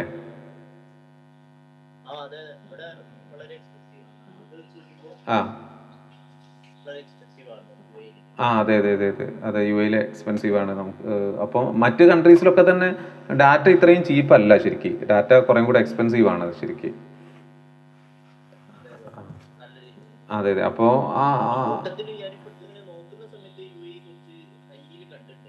ആണ് ഹൈ ആണ്, ഹൈ തന്നെയാണ്. പക്ഷെ അവിടെ എന്താ വെച്ചാൽ ഇപ്പോൾ അവിടെ എനിക്ക് തോന്നുന്നു എത്തിസ്ഥലത്തായിരുന്നു ഉണ്ടായിരുന്നത്. അതെ അതെ. വേറെ വേറെ ഏതൊരു ബ്രാൻഡ് കൂടെ ഉണ്ടായിരുന്നു, എത്തിസലാത്തും പിന്നെ അതെ ഡു. അതെ അതെ അതെ അതെ അതെ. വെർജിൻ എന്ത് ചെയ്യും, നമുക്ക് ഇവിടെ ഉണ്ടായിരുന്നു കുറച്ച് okay okay okay okay. Virgin നമ്മളിവിടെ വർക്ക് ചെയ്തിട്ടുണ്ടായിരുന്നില്ല, ഇന്ത്യയിലുണ്ടായിരുന്നു, ഇന്ത്യയിലുണ്ടായിരുന്നു. അപ്പോൾ കാരണം അത് പിന്നെ ജോഗ്രഫിക്കൽ ഏരിയ കുറവല്ലേ, കാരണം അവർക്ക് എല്ലാ സാറ്റലൈറ്റ് അതിൻ്റെ കമ്മ്യൂണിക്കേഷൻ സിസ്റ്റം ഒക്കെ ഡെവലപ്പ് ചെയ്യേണ്ടത് ആ ജോഗ്രഫിക്കൽ ഏരിയയിലേക്ക് മാത്രമുള്ള കസ്റ്റമേഴ്സിനല്ലേ അവർക്ക് കിട്ടാൻ സാധ്യതയുള്ളൂ. ഇപ്പൊ ഇന്ത്യയിലേക്ക് ഒരു സാധനം ഡെവലപ്പ് ചെയ്യുന്ന സമയത്ത് ഒരു അഡ്വാൻറ്റേജ് എന്താ ചോദിച്ചാൽ, അത് ഷെയർ ചെയ്യാൻ 140 CR ആളുകൾ ഉണ്ടല്ലോ. ആ ഒരു അഡ്വാൻറ്റേജ്, ഒരു എക്കണോമി ഓഫ് ഓപ്പറേഷൻ നമുക്ക് ഇവിടെ, എക്കണോമി ഓഫ് സ്കെയിൽ എന്നുള്ള ഒരു പ്രോസസ്സ് നമുക്ക് ഇവിടെ കിട്ടും. Okay okay. അതെ അതെ. പിന്നെ പിന്നെ ഇവിടെ ശരിക്കും മറ്റൊരു സ്ട്രാറ്റജിയും കൂടെ, ഇപ്പോൾ ജിയോയൊക്കെ നോക്കുന്നത് പോലത്തെ ഒരു സ്ട്രാറ്റജി ഉണ്ട്. നമുക്ക് നെറ്റ്വർക്ക് തന്ന് നമ്മൾ അവരെ നെറ്റ്വർക്കിലേക്ക് വന്ന് പിന്നീട് നമ്മൾ എന്ത് ചെയ്യുന്ന, ആക്സസ് ചെയ്യുന്നത് പല ഇതേപോലെ പല കൂടുതൽ സമയം നമ്മൾ ഇന്റർനെറ്റിൽ ചെലവഴിച്ചിട്ട് അങ്ങനെ ഒരു അഡ്വാൻറ്റേജ് അവർക്ക് എടുക്കാൻ പറ്റുന്നുണ്ടല്ലോ. ഇപ്പോൾ അവർക്ക് ഹോട്ട്സ്റ്റാറിൽ നല്ല വ്യൂസ് ഉണ്ടാക്കാൻ പറ്റുന്നുണ്ട്, ഹോട്ട്സ്റ്റാർ കൊടുത്തിട്ട് അതിൽ ജിയോന് പാട്ട്, അങ്ങനെ ഒരു മീഡിയ എന്റർടൈൻമെന്റ് സെഗ്മെന്റും കൂടെ ഓൺ ചെയ്തിട്ട് അങ്ങനെയൊക്കെ അവർ ആലോചിക്കുന്നുണ്ടാവും ശരിക്കും ഇതിൽ. ഓക്കെ. അപ്പോൾ നമ്മൾ ഡിസ്കസ് ചെയ്തിട്ടുണ്ടായിരുന്നത് അണ്ടർസ്റ്റാൻഡിങ് ദ ഇൻഡസ്ട്രിയൽ സൈക്ലിസിറ്റി എന്നുള്ളൊരു കോൺസെപ്റ്റാണ്. അപ്പം ഒരു സെക്ടോറിയൽ അലോക്കേഷൻസ് എടുക്കുമ്പോൾ ഒന്ന് നമ്മൾ ഡിഫറെൻറ്റ് സെക്ടേഴ്സിലേക്ക് എടുക്കുന്നു, അതിനുശേഷം ആ ഡിഫറെൻറ്റ് സെക്ടേഴ്സിലേക്ക് എടുക്കുന്ന കമ്പനീസിൻ്റെ തന്നെ സൈക്ലിസിറ്റി നമ്മൾ നോക്കേണ്ടതുണ്ട്. പിന്നെ അതേപോലെ തന്നെ ഇതിൻ്റെ ക്യാപിറ്റലൈസേഷൻ നമ്മൾ നോക്കുന്നത് നല്ലതാണ്. കാരണം ക്യാപിറ്റലൈസേഷൻ അനുസരിച്ചും ഈ സൈക്ലിസിറ്റിയിൽ വ്യത്യാസങ്ങൾ വരുത്തും. എല്ലാം സ്മോൾ ക്യാപ്പിലേക്ക് പോയി കഴിഞ്ഞാൽ നമുക്ക് ഹൈ റിട്ടേണിൻ്റെ പൊട്ടൻഷ്യൽ ഉണ്ട്, പക്ഷേ അത് ഇൻവെസ്റ്ററിൻ്റെ റിസ്ക് പ്രൊഫൈലിങ്ങിന് സ്യൂട്ടബിൾ ആണോ എന്നുള്ളത്, മാച്ചിങ് ആണോ എന്നുള്ളത് നമ്മൾ മോണിറ്റർ ചെയ്യുക എന്നുള്ളത് ഒരു പ്രധാനപ്പെട്ടതാണ്. അപ്പോൾ നമുക്കൊരു എന്താ പറയുക, മിനിമം ഇമ്പാക്റ്റ് ഉണ്ടാക്കുന്നതാണോ അല്ലെങ്കിൽ മോഡറേറ്റ് ഇമ്പാക്റ്റ് ഉണ്ടാക്കുന്നതല്ലോ അല്ലെങ്കിൽ ഒരു ഹൈ ഇമ്പാക്റ്റ് ഉണ്ടാക്കുന്ന ഒരു പോർട്ട്ഫോളിയോ ആണോ നമ്മൾ ബിൽഡ് ചെയ്തെന്നുള്ളത് നമ്മൾ എൻഷുർ ചെയ്യണം. അത് നമ്മൾ നേരത്തെ പറഞ്ഞു, ഇൻവെസ്റ്റേഴ്സിൻ്റെ നെക്സ്റ്റ് ലെവലിലൊക്കെ നമ്മളൊരു ഇൻവെസ്റ്റ്മെൻറ്റ് അഡ്വൈസറൊക്കെ ആയിട്ട് മാറുമ്പോൾ അല്ലെങ്കിൽ ഫിനാൻഷ്യൽ കൺസൾട്ടൻ്റ് ഒക്കെ ആയിട്ട് മാറുമ്പോൾ ഓട്ടോമാറ്റിക്കലി ഓപ്പോസിറ്റ് ഇരിക്കുന്ന കസ്റ്റമറിൻ്റെ ആളുടെ ഒരു ബിഹേവിയർ എന്താണ്, ആളുടെ ഒരു അണ്ടർസ്റ്റാൻഡിങ് എന്താണ്, ആൾക്ക് ഏതാണ് സ്യൂട്ടബിൾ എന്നുള്ളതൊക്കെ നമ്മൾ തന്നെ എന്ത് ചെയ്യേണ്ടി വരും, അനലൈസ് ചെയ്ത് കൊടുക്കേണ്ടി വരും. അതിന് ഈ സൈക്ലിസിറ്റി എന്നുള്ളൊരു കോൺസെപ്റ്റ് യൂസ്ഫുൾ ആയിരിക്കും നമുക്ക്. അപ്പോൾ എക്സാമ്പിൾ നമുക്ക് ഓർമ്മ ഉണ്ടാവണം. ഡിമാൻഡ് ഡിഫെൻസീവ് എന്ന് പറയുന്ന സമയത്ത് മാർക്കറ്റിൽ എന്ത് ഇഷ്യൂസ് ഉണ്ടായിക്കഴിഞ്ഞാലും വലിയ രീതിയിൽ എഫക്റ്റ് ചെയ്യാത്ത സെഗ്മെൻ്റാണ് ഡിഫെൻസീവ്. സെമി സൈക്കിള് ഒരു മോഡറേറ്റ് ലെവൽ വരെ ഇൻഫ്ലുവൻസ് ചെയ്യും. ഡീപ്പ് സൈക്കിള് നമ്മൾ നേരത്തെ പറഞ്ഞ പോലെ ഉള്ളതാണ്, ലക്ഷറീസ് ആയിട്ടുള്ള, അല്ലെങ്കിൽ നമുക്ക് മാറ്റി വയ്ക്കാം, ലക്ഷറി ആവണമെന്നില്ല, നമുക്ക് മാറ്റി വയ്ക്കാൻ പറ്റുന്ന സെർട്ടൈൻ ഐറ്റംസ് ആയിരിക്കും അവിടെ ഉണ്ടാവുക. ഓക്കെ. ഇത് ജസ്റ്റ് നമുക്ക് ഇങ്ങനെ ഒരു പ്രോസസ്സ് ചെയ്ത് നോക്കാം. അതായത് അപ്പം നോർമലി നമുക്കറിയാം FMCGs എന്നുള്ളത് ഒരു ഡിഫെൻസീവ് സെക്ടറാണ്. ഇവിടുത്തെ മേജർ കമ്പനീസ് ഒക്കെ നമുക്ക് നിഫ്റ്റി FMCGs ഇൻഡെക്സ് നമുക്ക് ഐഡൻറ്റിഫൈ ചെയ്യാൻ പറ്റും. അതിൽ തന്നെ ഹിന്ദുസ്ഥാൻ ലീവർ ആവാം, നെസ്ലെ ഇന്ത്യ ആവാം, അതേപോലെ ITC ആവാം, ഇനി മറ്റ് ഉജാല ആവാം, അല്ലെ ജ്യോതി ലാബ് ആവാം, മറ്റ് കുറേ അധികം കമ്പനീസ് നമുക്ക് ഐഡൻറ്റിഫൈ ചെയ്യാൻ പറ്റും. ഇനി ഇതിൽ തന്നെ നമുക്ക് ഇതിനെ ജസ്റ്റ് ഒന്നും കൂടെ മാർക്ക് ചെയ്യാൻ പറ്റും. ഇത് റിയലി ഡിഫെൻസീവ് ആണോ അതല്ല സെമി സൈക്കിൾ ആണോ, അതായത് FMCG തന്നെ. അങ്ങനെ നമുക്ക് ഒരു ചാർട്ട് നമ്മൾ എല്ലാ സെഗ്മെൻറ്റിലും പ്രിപ്പയർ ചെയ്യുകയാണെങ്കിൽ നമുക്ക് ഓരോ കമ്പനീസിനെ ഓരോ സെക്ടറിൽ നിന്ന് നമ്മുടെ കയ്യിൽ കുറച്ച് ചോയ്സുകൾ ഉണ്ടാവും എന്നുള്ളതാണ്. ഓക്കെ. അപ്പോൾ ഇത് ചെയ്യാൻ ഏറ്റവും ഈസി ആയിട്ടുള്ള വഴി എന്താണെന്ന് ചോദിച്ചാൽ, നമ്മളെപ്പോഴും പറയും, നമ്മൾ ഒരു വെറുതെ എങ്കിലും നമ്മൾ സെർച്ച് ചെയ്ത് നോക്കുന്ന സമയത്ത് നമ്മുടെ കയ്യിൽ NSEയുടെ സൈറ്റുകൾ നമ്മൾ എപ്പോഴും എടുത്ത് നോക്കിക്കൊണ്ടിരിക്കുക. ആ NSEയുടെ സൈറ്റിൽ ഇതേപോലെ നമുക്ക് ഇൻഡെക്സുകൾ ഉണ്ടാവും. ആ ഇൻഡെക്സിൽ പോയിട്ട് ഇപ്പോൾ നമുക്കിവിടെ അവരുടെ ഇൻഡെക്സുകൾ കൊടുത്തിട്ടുണ്ട്. ആ ഇൻഡെക്സുകളിൽ ഇതൊക്കെ നോർമലി നമ്മൾ പറഞ്ഞിട്ടുണ്ടായിരുന്നത് ബ്രോഡ് ബേസ്ഡ് ഇൻഡെക്സുകളാണ്. ദാറ്റ് മീൻസ് കോമൺ ഇൻഡെക്സുകളാണ് കൊടുത്തിട്ടുള്ളത്. അതിന് താഴെ സെക്ടോറിയൽ ഇൻഡെക്സുകൾ കൊടുത്തിട്ടുണ്ട്. അപ്പോൾ ഈ സെക്ടോറിയൽ ഇൻഡെക്സിലേക്ക് പോയി കഴിഞ്ഞാൽ നമുക്ക് ഓട്ടോ ഏതൊക്കെ കമ്പനീസാണ് ഓട്ടോമൊബൈൽസിലുള്ളത്, നിഫ്റ്റി ബാങ്കിൽ ഏതൊക്കെ ബാങ്ക്സ് ആണുള്ളത്, പിന്നെ സിമെൻറ്റ് നോർമലി ഒരു ഇൻഡെക്സ് ആണ്, കെമിക്കൽസ് ഇൻഡെക്സ് ഉണ്ട്, and commercial and transportation service index ഉണ്ട്, കൺസ്ട്രക്ഷൻസ് ഉണ്ട്, ഡ്യൂറബിൾസ് ഉണ്ട്, കൺസ്യൂമർ സർവീസ് ഉണ്ട്, ഫിനാൻഷ്യൽ സർവീസ് ഉണ്ട്. ഇങ്ങനെ ഡിഫറെൻ്റ് ആയിട്ടുള്ള ഇൻഡെക്സുകൾ, സെക്ടോറിയൽ ഇൻഡെക്സുകൾ എടുത്തു നോക്കാം. അതേപോലെ തിമാറ്റിക് ഇൻഡെക്സുകളുണ്ട്, ഡിഫറെൻറ്റ് തീമിൽ വരുന്ന ഇൻഡെക്സുകളുണ്ട്. അപ്പോൾ ഇത് എടുത്ത് നമ്മളൊന്ന് അനലൈസ് ചെയ്ത് കഴിഞ്ഞാൽ തന്നെ നമുക്ക് എന്ത് കിട്ടും? നമുക്ക് ഡിഫറെൻറ്റ് സെക്ടേഴ്സ് എന്നുള്ള നല്ല ഒരു ബണ്ടിൽ ഓഫ് ഷെയർസിൻ്റെ കളക്ഷൻ നമുക്കുണ്ടാവും. ജസ്റ്റ് ഒന്ന് നമ്മൾ എടുത്ത് നോക്കുകയാണ്. ഒരു സെക്ടോറിയൽ എടുത്തു, സെക്ടറിൽ നിന്ന് ഓട്ടോ എടുത്തു. അപ്പോൾ ഓട്ടോ എടുത്തു കഴിഞ്ഞാൽ നമുക്ക് ഇതേപോലെ ഓട്ടോയുടെ ഒരു സെനാരിയോസ് എങ്ങനെയാണ് പോകുന്നത് എന്നുള്ളതൊക്കെ ഡീറ്റെയിൽസ് ഉണ്ട്. നമുക്കതിനെ മന്ത്ലിയിലേക്കൊക്കെ മാറ്റുകയാണെങ്കിൽ കുറച്ചും കൂടെ ഡീറ്റെയിൽ ആയിട്ടുള്ളൊരു ഇൻഫർമേഷൻസ് നമുക്കതിൽ കിട്ടും, ഒരു ബ്രോഡർ വ്യൂ കിട്ടും. then അതിന് ശേഷം ഈ ഇതിൻ്റെ കൂടുതൽ ഡീറ്റെയിൽസ് അറിയാൻ ഇവിടെ നമുക്ക് ഫാക്ട് ഷീറ്റ് കൊടുത്തിട്ടുണ്ട്. ആ ഫാക്ട് ഷീറ്റ് നമ്മൾ ജസ്റ്റ് ചെക്ക് ചെയ്ത് നോക്കിക്കഴിഞ്ഞാൽ ഈ ഒരു ഫാക്ട് ഷീറ്റ് നമുക്ക് ചെക്ക് ചെയ്ത് നോക്കിക്കഴിഞ്ഞാൽ നമുക്കതിൻ്റെ ഫാക്ട് ഷീറ്റ് ജസ്റ്റ് എടുക്കുക. അപ്പോൾ ആ ഒരു ഇൻഡെക്സിൻ്റെ കൺസ്ട്രക്ഷൻസ് എങ്ങനെയാണ്, അതിലെന്തൊക്കെ ഇൻക്ലൂഡഡ് ആണ് എന്നുള്ള കാര്യങ്ങളൊക്കെ തന്നെ ഈ ഫാക്ട് ഷീറ്റിൽ എൻട്രേഡ് ആയിരിക്കും. ഒന്ന് ജസ്റ്റ് ലോഡ് ആവട്ടെ. ഈ ഒരു ഫാക്ട് ഷീറ്റിൽ കൺസ്ട്രക്ഷന് യൂസ് ചെയ്യുന്ന മെത്തേഡ്, അതിൻ്റെ ഒരു കോമൺ ഒബ്ജക്റ്റീവ്സ് എന്തൊക്കെയാണ്, റിട്ടേൺസ് ഇവിടെ കൊടുത്തിട്ടുണ്ട്. താഴെ ഇവിടെ ഏതൊക്കെയാണ് ടോപ്പ് വെയിറ്റേജ് ഉള്ള കമ്പനീസ് ഏതൊക്കെയാണെന്ന് കൊടുത്തിട്ടുണ്ട്. ഓൾമോസ്റ്റ് അതിൽ 100% കമ്പനീസും ഉണ്ടാവും. അവിടുത്തെ ഒരു ടോപ്പ് 110 കമ്പനീസ് കൊടുത്തിട്ടുണ്ട്, അതിൻ്റെ വെയിറ്റേജ് കൊടുത്തിട്ടുണ്ട്. അപ്പോൾ ഇങ്ങനെ നമുക്കൊരു ഫാക്ട് ഷീറ്റ് ജസ്റ്റ് ഒന്ന് ചെക്ക് ചെയ്ത് നോക്കുക, ഒരു ബേസിക് അണ്ടർസ്റ്റാൻഡിങ് കിട്ടാൻ വേണ്ടിയിട്ട്. ഇനി അതിൽ തന്നെ നമുക്ക് ഡീറ്റെയിൽ ഇൻഡെക്സിൻ്റെ എങ്ങനെയാണ് കോൺസ്റ്റിറ്റ്യൂട്ട് ചെയ്തിട്ടുള്ളത്, അതിൻ്റെ മെത്തഡോളജി എല്ലാം കൊടുത്തിട്ടുണ്ട്. ജസ്റ്റ് നമുക്ക് ഒരു എക്സ്ട്രാ റീഡിങ്ങിന് വേണമെങ്കിൽ. അപ്പോൾ ഇങ്ങനെ നമുക്ക് എന്ത് ചെയ്യാം, ജസ്റ്റ് ഓരോ ഇൻഡെക്സുകൾ എടുത്ത് നോക്കി അതിൽ ഓരോ ഇൻഡെക്സിലേക്ക് വരുന്ന ഷെയർസ് എടുത്ത് നോക്കിക്കഴിഞ്ഞാൽ ഷെയർസ് എടുത്ത് നമുക്ക് എക്സ്ട്രാ എന്ത് ചെയ്യാവുന്നതാണ്, ആ ഒരു സെക്ടറിനെ കുറിച്ചിട്ട് പഠിക്കുന്നതാണ്. ഏതൊക്കെ സെക്ടേഴ്സാണോ ഉള്ളത് ആ ഒരു സെക്ടേഴ്സിനെ കുറിച്ചിട്ട് നമുക്ക് എക്സ്ട്രാ നമുക്ക് പഠിക്കാൻ ഈ ഒരു ഇൻഡെക്സുകൾ ജസ്റ്റ് ഒന്ന് യൂസ് ചെയ്യാം. കാരണം നമ്മൾ റെഗുലറായി ചെക്ക് ചെയ്യേണ്ട കുറച്ച് വെബ്സൈറ്റുകൾ ഇപ്പോൾ ഷെയലൊക്കെ എന്തായാലും നോക്കുന്നുണ്ടാവും. ഒന്ന് NSEയുടെ വെബ്സൈറ്റ് നോക്കുക. ഇങ്ങനെ കുറേ അധികം ഇൻഡെക്സ്, കുറച്ചധികം ടെക്നിക്കൽ ആസ്പെക്ട്സ് നമുക്ക് അവിടെ നിന്ന് കിട്ടും. പിന്നെ നമുക്ക് കുറച്ച് ഷെയർസ് ഒക്കെ പിക്ക് ചെയ്യാനാണെങ്കിൽ നിങ്ങൾക്ക് ഒരു സ്ക്രീനർ നിങ്ങൾ നല്ല ഇത് ചെയ്യുക. അപ്പോൾ ആ screener.in ആവാം, അതല്ലെങ്കിൽ മറ്റ് ഇൻവെസ്റ്റർ ഹെഡ്ജ് ആവാം, അല്ലെങ്കിൽ മറ്റ് ഏതെങ്കിലും ഒരു ഇതിൽ നന്നായിട്ട് വർക്ക് ചെയ്യും. ഇപ്പോൾ അടുത്തൊരു കേസിൽ നിങ്ങൾക്ക് ബ്ലൂംബർഗിലൊക്കെ വർക്ക് ചെയ്യാനുള്ള ഒരു സാഹചര്യം കിട്ടിക്കഴിഞ്ഞാൽ അത് നല്ലൊരു ഇൻപുട്ടായിരിക്കും തരിക. ബ്ലൂംബർഗിന് ഇതേപോലെ ഒരു കോഴ്സും ഉണ്ട്. ശൈല അത് കേട്ടിട്ടുണ്ടായിരുന്നില്ലേ, ബ്ലൂംബർഗിൻ്റെ ഒരു കോഴ്സിനെ കുറിച്ചിട്ട്?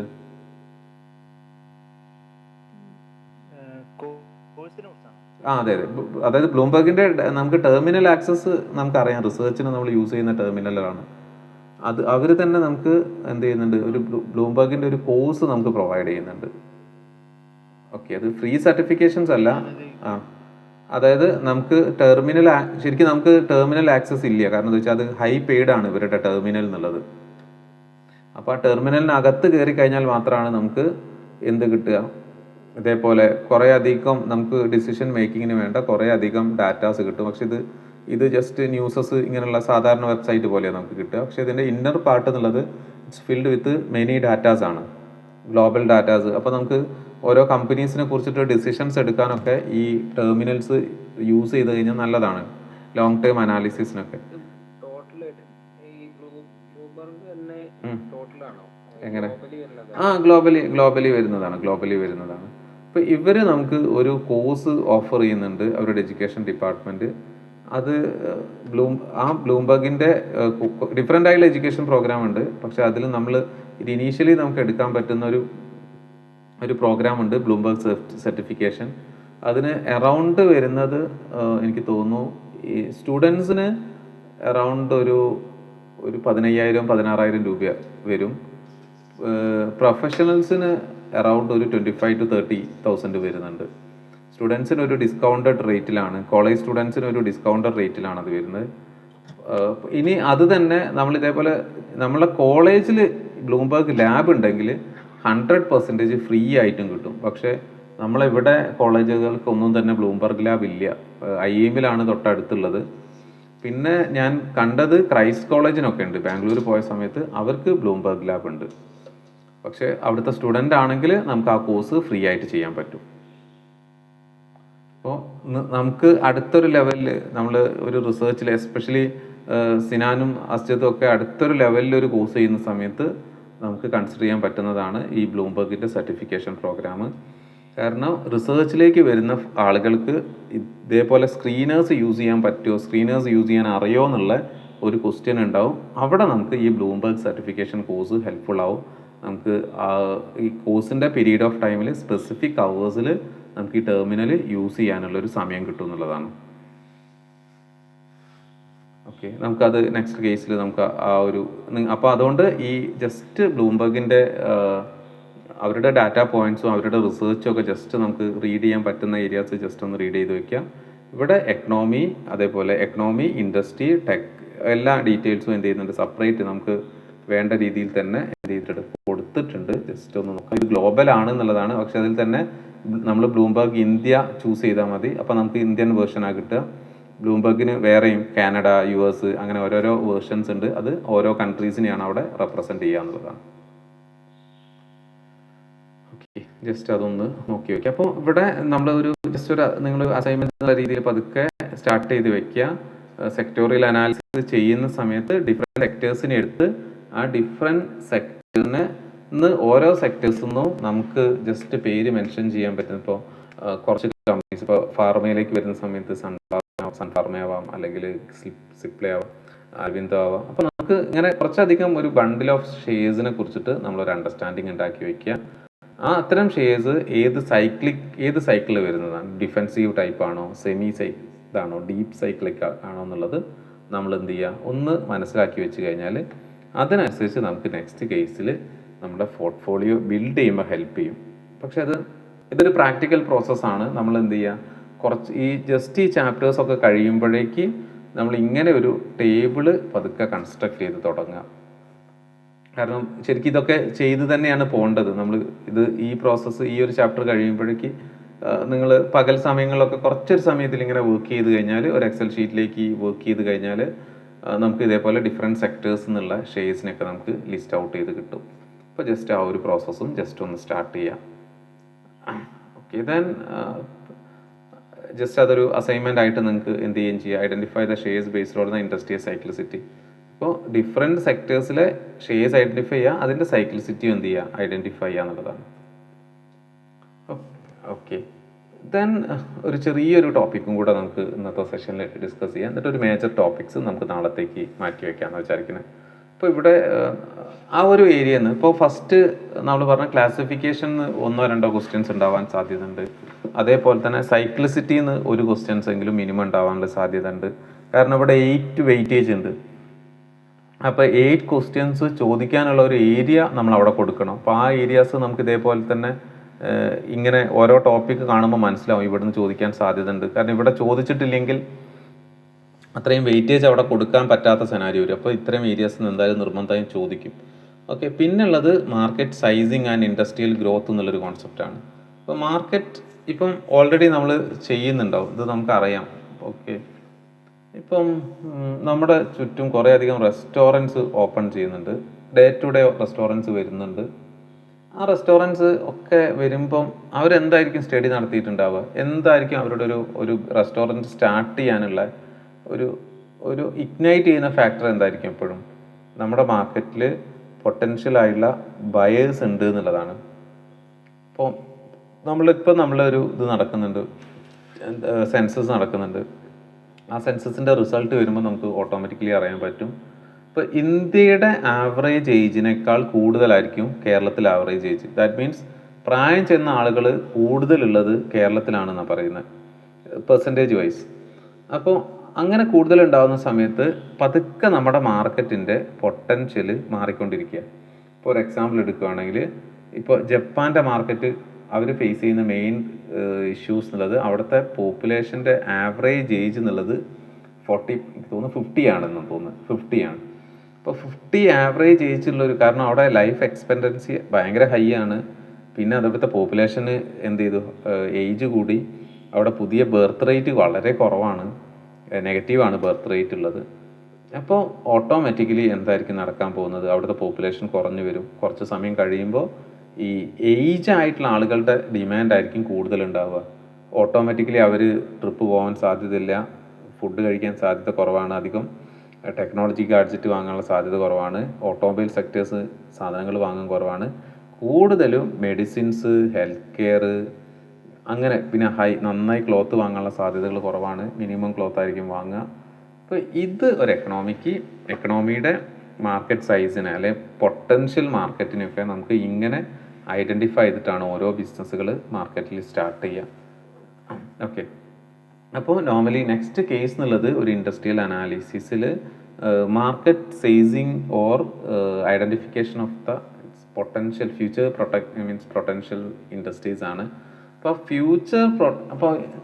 അപ്പോൾ എന്തുകൊണ്ടാണ് ഇപ്പോൾ EV അല്ലെങ്കിൽ എനർജിയിൽ EV സെക്ടറിൽ നമ്മൾ ഇൻവെസ്റ്റ് ചെയ്യുന്നുണ്ടാവും. പിന്നെ ഞാൻ സ്റ്റോക്ക് മാർക്കറ്റ് റിലേറ്റഡ് ആയുള്ള കമ്പനീസിനെ ചൂസ് ചെയ്യാറുണ്ട്. പിന്നെ അതേപോലെ നമ്മൾ സെമി കണ്ടക്ടേഴ്സ് മാനുഫാക്ചേഴ്സോ, ഡാറ്റാ സെൻറ്റേഴ്സിൻ്റെ മാനുഫാക്ചേഴ്സോ, ബാങ്കുകൾ തന്നെ ഫിൻടെക് കമ്പനീസോ, അങ്ങനെ സൂപ്പർ ആപ്പുകളാവാൻ പോകുന്ന കമ്പനീസോ, ഇതൊക്കെ നമ്മൾ ചൂസ് ചെയ്യാറുണ്ട്. അതിന് കാരണം മാർക്കറ്റിലെ future market potential market sizing ആണ്. ഫ്യൂച്ചറിൽ വലിയൊരു ഓപ്പർച്യൂണിറ്റീസ് ഉണ്ടാവാനുള്ള സാധ്യതകളുണ്ട് എന്നുള്ളതാണ്. അല്ലെങ്കിൽ ഫ്യൂച്ചറിൽ വലിയ കമ്പനീസ് ആവാനുള്ള സാധ്യതകളുള്ള ഏരിയസിലാണ് നമ്മൾ ഇൻവെസ്റ്റ് ചെയ്യുക. അപ്പോൾ അത് ഐഡൻറ്റിഫൈ ചെയ്യുന്നതിന് market sizing or industrial growth or trend analysis എന്ന് നമുക്ക് വിളിക്കാം. ഓക്കെ, പക്ഷേ ഇങ്ങനെ അനലൈസ് ചെയ്യുമ്പോൾ, ട്രെൻഡ് അനലൈസ് ചെയ്യുന്നതിൽ കുറേയധികം ഡിഫിക്കൽട്ടീസ് നമുക്ക് ഫേസ് ചെയ്യാൻ പറ്റും. ഒന്ന്, നമുക്ക് ഇതേപോലെ പബ്ലിക് ലിമിറ്റഡ് കമ്പനീസ് ആണെങ്കിൽ ഇൻഫർമേഷൻസ് ഒക്കെ പബ്ലിക്കലി കിട്ടും. പക്ഷേ അൺഓർഗനൈസ്ഡ് സെക്ടേഴ്സ് ആണ് നമുക്ക് വലിയ ഡാറ്റാസ് ഒന്നും കിട്ടാനുള്ള സാധ്യതയില്ല. ഓക്കെ, ഒരു എക്സാമ്പിൾ എടുക്കുകയാണെങ്കിൽ ഇന്ത്യയിൽ മന്ത്ലി എത്ര വെഹിക്കിൾസ് സെല്ല് ചെയ്യും എന്നുള്ള അപ്ഡേഷൻസ് നമുക്ക് വളരെ ഈസി ആയിട്ട് കിട്ടും അല്ലേ? കാരണം ഓരോ മന്തിലും നമുക്ക് ഓട്ടോമൊബൈൽ സൊസൈറ്റി എന്നൊരു ഓർഗനൈസേഷൻ ഉണ്ട്. അതല്ലെങ്കിൽ നമ്മുടെ RT ഓഫീസിൻ്റെ സെൻട്രൽ ഗവൺമെൻറ്റിൻ്റെ പരിവാഹൻ എന്നുള്ള വെബ്സൈറ്റിൽ അവരുടെ റിപ്പോർട്ട് പബ്ലിഷ് ചെയ്യും. നമുക്ക് അവൈലബിൾ ആക്കുന്ന റിപ്പോർട്ട് ത്രൂ ആണ്. റിപ്പോർട്ട് വരുന്ന സമയത്ത് അതിൽ എത്ര വെഹിക്കിൾസ്, ഏത് കാറ്റഗറി, ഏത് സ്റ്റേറ്റ് എന്നൊക്കെ തന്നെ ഡാറ്റ കിട്ടും. ഇത് നമുക്ക് ഹെൽത്ത് കെയർ എന്നോ അല്ലെങ്കിൽ മറ്റേതെങ്കിലും സെക്ടേഴ്സിൽ നിന്ന് ഇത്ര പക്ക ഡാറ്റ നമുക്ക് കിട്ടുമോ? ഇല്ല. കാരണം എന്താ വെച്ചാൽ അവിടെ ഒന്നും ഇങ്ങനത്തെ ഡാറ്റ എവിടെയും ഗവൺമെൻറ്റിൻ്റെ എവിടെയും ഇപ്പോൾ ഹെൽത്ത് കെയറിലുള്ള ഡാറ്റാസ് സൂക്ഷിക്കുന്നുണ്ടാവും, പക്ഷെ അതൊന്നും ഗവൺമെൻറ്റിൻ്റെ ഒരു സ്പെസിഫിക് ഏരിയയിലേക്ക് അപ്ലോഡ് ചെയ്യുന്നില്ല. അപ്പോൾ അതുകൊണ്ട് തന്നെ അത് ട്രാക്ക് ചെയ്യുന്നുമില്ല. അപ്പോൾ നമുക്കത് ലഭിക്കാനുള്ള സാധ്യത കുറവ്. പിന്നെ GST ടാക്സേഷൻ്റെ കേസിലൊക്കെ നമുക്ക് കിട്ടുന്ന ഡാറ്റാസാണ് ഉള്ളത്. അപ്പോൾ സെക്ടേഴ്സിൻ്റെ ഓർഗനൈസ്ഡ് ആണോ അൺഓർഗനൈസ്ഡ് എന്ന് ഡാറ്റ കിട്ടാനുള്ള ബുദ്ധിമുട്ടാണ്. പ്രൈവറ്റ് സെക്ടേഴ്സിലെ ഡാറ്റ ലഭിക്കാനുള്ള സാധ്യത കുറവാണ്. പിന്നെ അതേപോലെ നമ്മളിതൊക്കെ പ്രിപ്പയർ ചെയ്യുന്നത് ഹൈലി അസംഷൻസ് ബേസ് ചെയ്തിട്ടാണ്. പിന്നെ ഇവിടെ ഉള്ളതിനൊരു സൊല്യൂഷൻസ് എന്നുള്ളത് based on the available data നമുക്ക് എന്ത് ചെയ്യാം, based on the past performance നമുക്കൊരു ഹിസ്റ്റോറിക്കൽ പാറ്റേൺ മേക്ക് ചെയ്യുക എന്നുള്ളതാണ്. ഓക്കെ, ഒരു ട്രെൻഡ് എങ്ങനെയാണ് എന്നുള്ളത് നോക്കിയിട്ട് ഡിസിഷൻസ് എടുക്കുക എന്നുള്ളത് മാത്രമാണ് നമുക്ക് പോസിബിൾ ആവുക. ഇപ്പോൾ നമ്മുടെ പോപ്പുലേഷൻസ് എങ്ങനെയാണ് ബിഹേവ് ചെയ്യുന്നത്, അതൊക്കെ ഒരു ട്രെൻഡ് അനുസരിച്ച് നമ്മൾ ചെക്ക് ചെയ്യുക. അപ്പോൾ ഇവിടെ ഈ പോപ്പുലേഷൻസ് നമുക്ക് ചെക്ക് ചെയ്യാൻ, അല്ലെങ്കിൽ ഈ മാർക്കറ്റിനെ ചെക്ക് ചെയ്യാൻ, സൈസിങ് നോക്കാൻ നമുക്ക് 2 അപ്രോച്ചസ് ആണ് മാർക്കറ്റ് വർക്ക് ചെയ്യുന്നത്. ഒന്ന് ടോപ്പ് ഡൗൺ അപ്രോച്ചാണ്. അത് ടോപ്പിൽ നിന്ന് താഴേക്കുള്ളൊരു ഫ്ലോ ആയിരിക്കും നമ്മൾ ചെക്ക് ചെയ്യുന്നത്. സ്റ്റാർട്ട് ഫ്രം ദ മാക്രോ ഡാറ്റയാണ്. എക്കണോമി, ഇൻഡസ്ട്രി, കമ്പനി അനാലിസിസ് എന്നുള്ളത് ഒരു ടോപ്പ് ഡൗൺ അപ്രോച്ചാണ്.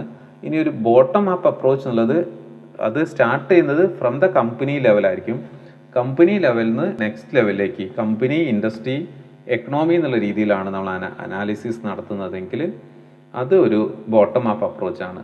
അത് സെനാരിയോ അനുസരിച്ചും നമ്മൾ എന്ത് ഇൻഡസ്ട്രിയാണ്, ഡാറ്റയുടെ അവൈലബിലിറ്റി, ഇതൊക്കെ ഫിക്സ് ചെയ്തിട്ടാണ് ഈ 2 ടൈം നമ്മൾ സ്പെൻഡ് ചെയ്യാൻ പറ്റുന്ന എമൗണ്ട്, ഇതൊക്കെ നോക്കിയിട്ടാണ് ഈ 2 ഏത് മെത്തേഡാണ് വേണ്ടത് എന്നുള്ളത് ഇവിടെ എന്ത് ചെയ്യുന്നത്, ഫിക്സ് ചെയ്യുന്നത്. ഒരു ടോപ്പ് ഡൗൺ അപ്രോച്ച് ആണോ അതല്ല നമുക്ക് ബോട്ടം അപ്പ് അപ്രോച്ചാണോ വേണ്ടതെന്നുള്ളത് ഫിക്സ് ചെയ്യുന്നത്. അപ്പോൾ ഈ രണ്ട് അപ്രോച്ച് എന്താ ജസ്റ്റ് ഓർത്ത് വയ്ക്കുക. ടോപ്പ് ഡൗൺ അപ്രോച്ച് എന്നുള്ളത് ഒരു മാക്രോ ആസ്പെക്ട്സിനെ കുറിച്ചിട്ട്, എക്കണോമിനെ കുറിച്ച് സ്റ്റഡി ചെയ്ത്, ഇൻഡസ്ട്രീനെ കുറിച്ച് സ്റ്റഡി ചെയ്ത് വീണ്ടും കമ്പനിയിലേക്ക് വരുന്ന ഒരു അപ്രോച്ചിനെ ടോപ്പ് ഡൗൺ അപ്രോച്ച് എന്നാണ് പറയാം. അപ്പോൾ അങ്ങനെ നമുക്ക് മാർക്കറ്റിന് സൈസ് ചെയ്യാം, എത്ര മാർക്കറ്റ് ഉണ്ട് എങ്ങനെയാണെന്നുള്ളത് നോക്കാം. അത് നോർമലി എപ്പോഴും നമ്മൾ നോക്കാറുണ്ട്. ഇപ്പം ഫോണിൻ്റെ കേസസിൽ ആർക്കാണ് കൂടുതൽ മാർക്കറ്റ് ഉള്ളത്, ഇപ്പം ഐഫോൺ ആണോ, സാംസങ്ങിനാണോ, ഇനി മറ്റ് ഏതെങ്കിലും പ്ലേയേഴ്സിനാണോ എന്നുള്ളത് നമ്മൾ നോക്കാറുണ്ട്. അപ്പോൾ ഓട്ടോമാറ്റിക്കലി ഇങ്ങനെ നല്ല പെർസെൻറ്റേജ് ഓഫ് മാർക്കറ്റ് ഷെയർ ഉള്ള കമ്പനീസിൻ്റെ ഷെയർസ് വാങ്ങുന്നതായിരിക്കും നമുക്ക് നന്നാവുക. അല്ലെ ഗ്രോ ചെയ്യുന്ന ഇപ്പം ഓട്ടോമൊബൈൽ സെയിൽസ് ആണെങ്കിൽ നമുക്ക് നോക്കുന്ന സമയത്ത്, അതേപോലെ മന്ത്ലി ഡാറ്റ നോക്കുന്ന സമയത്ത് ഒരു സുസുക്കി അറൗണ്ട് ഒരു 1,50,000 സെയിൽസ് ചെല്ലുമ്പോൾ ടാറ്റയും ഹുണ്ടായും ഒക്കെ ഒരു 50,000-60,000 വെഹിക്കിൾസ് മന്ത്ലി സെല് ചെയ്യും. പക്ഷേ ഗ്രോത്ത് നോക്കുന്ന സമയത്ത് ഒരു 5 years ബാക്കൊക്കെ ടാറ്റ മോട്ടോഴ്സ് ഒരു 5,000, 6,000, 7,000 വെഹിക്കിൾസ് വിറ്റുകൊണ്ടിരുന്ന ആളുകൾ ഇപ്പോൾ 50,000-60,000 മന്ത്ലി എത്തി എന്നുള്ളത് ഒരു ഹൈ ഗ്രോത്ത് ആണ്. അപ്പം അങ്ങനെ യൂണിറ്റിലെ അല്ലെങ്കിൽ മാർക്കറ്റ് സൈസിൻ്റെ ഇതിലും ആ ഗ്രോത്തും ഒക്കെ ചെക്ക് ചെയ്തിട്ട് നമുക്ക് അതിൻ്റെ ഷെയർസിലേക്കോ അതിൻ്റെ ഇൻവെസ്റ്റ്മെൻറ്റ്സിലേക്കോ ഒക്കെ പോകാൻ പറ്റും. അപ്പോൾ അതിന് രണ്ട് അപ്രോച്ചസ് ആണ് വർക്ക് ചെയ്യുന്നത് നോക്കാം. ടോപ്പ് ഡൗൺ അപ്രോച്ചസും അതേപോലെ ബോട്ടം അപ്പ് അപ്രോച്ചസും. ഓക്കെ, ദെൻ എന്താണ് സെക്യുലർ ട്രെൻഡ്സ് ആണ്. രണ്ട് ട്രെൻഡ്സ് ആണ് നമുക്ക് പറയാനുള്ളത്. ഓക്കെ, ട്രെൻഡ്സ് ആണ്, ട്രെൻഡ് അനാലിസിസ് ആണ് പറയുന്നത്. അപ്പോൾ ഈ സെക്യുലർ ട്രെൻഡ്സ് കൊണ്ട് ഉദ്ദേശിക്കുന്നത് ഒരു ലോങ് ടേം സ്ട്രക്ചറൽ ചേഞ്ചസിനെയാണ് സെക്യുലർ ട്രെൻഡ് എന്ന് വിളിക്കുന്നത്. ഇപ്പോൾ ഒരു എക്സാമ്പിൾ എടുക്കുകയാണെങ്കിൽ, ഇപ്പോൾ ടെക്നോളജിയിൽ നമ്മൾ എന്ത് ചെയ്യുന്നു, ഇപ്പോൾ ഫോസിൽ എനർജിയിൽ നിന്ന് ഫ്യൂവൽസിൽ നിന്ന് നമ്മൾ EVയിലേക്ക് മാറുകയാണ്. ഇനി പതുക്കെ എല്ലാ കമ്പനീസും EV ആയിട്ട് മാറും. ആ സമയത്ത് ഏതെങ്കിലും കമ്പനി വീണ്ടും പെട്രോളിയം പ്രൊഡക്റ്റുമായിട്ട് മാർക്കറ്റിൽ ഇങ്ങനെ നിന്ന് പോവുകയാണെങ്കിൽ ഓട്ടോമാറ്റിക്കലി അവർക്ക് മാർക്കറ്റിൽ നിന്ന് പുറത്തേക്ക് പോകേണ്ടി വരും. ഇത് തന്നെയാണ് എവിടെ വന്നിട്ട് ക്യാമറേൻ്റെ സെനാരിയോയിൽ വന്നിട്ടുള്ളത്. ക്യാമറ ഡിജിറ്റലൈസ് ചെയ്ത് തുടങ്ങിയപ്പോഴും കൊഡാക്ക് അവരുടെ ഫിലിം ബേസ്ഡ് ക്യാമറയിൽ സ്റ്റിക്ക് ഓൺ ചെയ്തു, മാർക്കറ്റിൽ നിന്ന് പുറത്തേക്ക് പോയി. അതൊരു സെക്ടറൽ ചേഞ്ച്, സെക്യുലർ ചേഞ്ചാണ്, ട്രെൻഡാണ്, ചേഞ്ചാണ്. പിന്നെ ഇതേപോലെ തന്നെ വരുന്നതാണ് മറ്റൊരു കമ്പനിയാണ് നോക്കിയ, നമ്മുടെ മാർക്കറ്റിൽ നിന്ന് പുറത്തേക്ക് പോകുന്നത്. അപ്പോൾ ടെക്നോളജിയിലെ ചേഞ്ചസ്, ഇപ്പോൾ ഗവൺമെൻറ് പോളിസീസിൽ ഇതേപോലെ GST അഡോപ്റ്റ് ചെയ്തു. അപ്പോൾ നമ്മൾ ആ ഒരു GSTയിലേക്ക് നമ്മൾ ചേഞ്ച് ചെയ്യേണ്ടി വരും.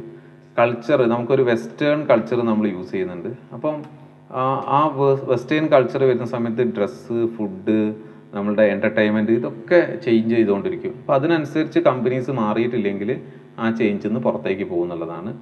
അപ്പോൾ ഒരു ലോങ് ടേം ട്രെൻഡിനെയാണ് അല്ലെങ്കിൽ ലോങ് ടേം ഷിഫ്റ്റിനെയാണ് സെക്യുലർ ട്രെൻഡ് എന്ന് വിളിക്കുക. അപ്പോൾ അതിനനുസരിച്ച് കമ്പനീസ് എന്ത് ചെയ്യണം, ചേഞ്ചസ് വരുത്തി മുന്നോട്ടേക്ക് പോകണം. അപ്പോൾ സെക്യുലർ ട്രെൻഡും ചോദിക്കാൻ സാധ്യത ഉള്ളതാണ്. എന്താണ് സെക്യുലർ ട്രെൻഡോട് ഉദ്ദേശിക്കുന്നത് വെച്ചാൽ ലോങ് ടേം സ്ട്രക്ചറൽ ചേഞ്ചസ് ആണ് ഇവിടെ സെക്യുലർ ട്രെൻഡ് കൊണ്ട് ഉദ്ദേശിക്കുന്നത്. ഇപ്പം ടെക്നോളജിയിൽ ഇപ്പോൾ നമ്മൾ എന്ത് ചെയ്യുന്നു, ഫ്യൂവൽസിൻ്റെ സെനാരിയോയിലാണ് EVയിലേക്ക് വെഹിക്കിളൊക്കെ മാറി തുടങ്ങി. ഇപ്പോൾ ജസ്റ്റ് സ്റ്റാർട്ടിംഗ് ആണ്.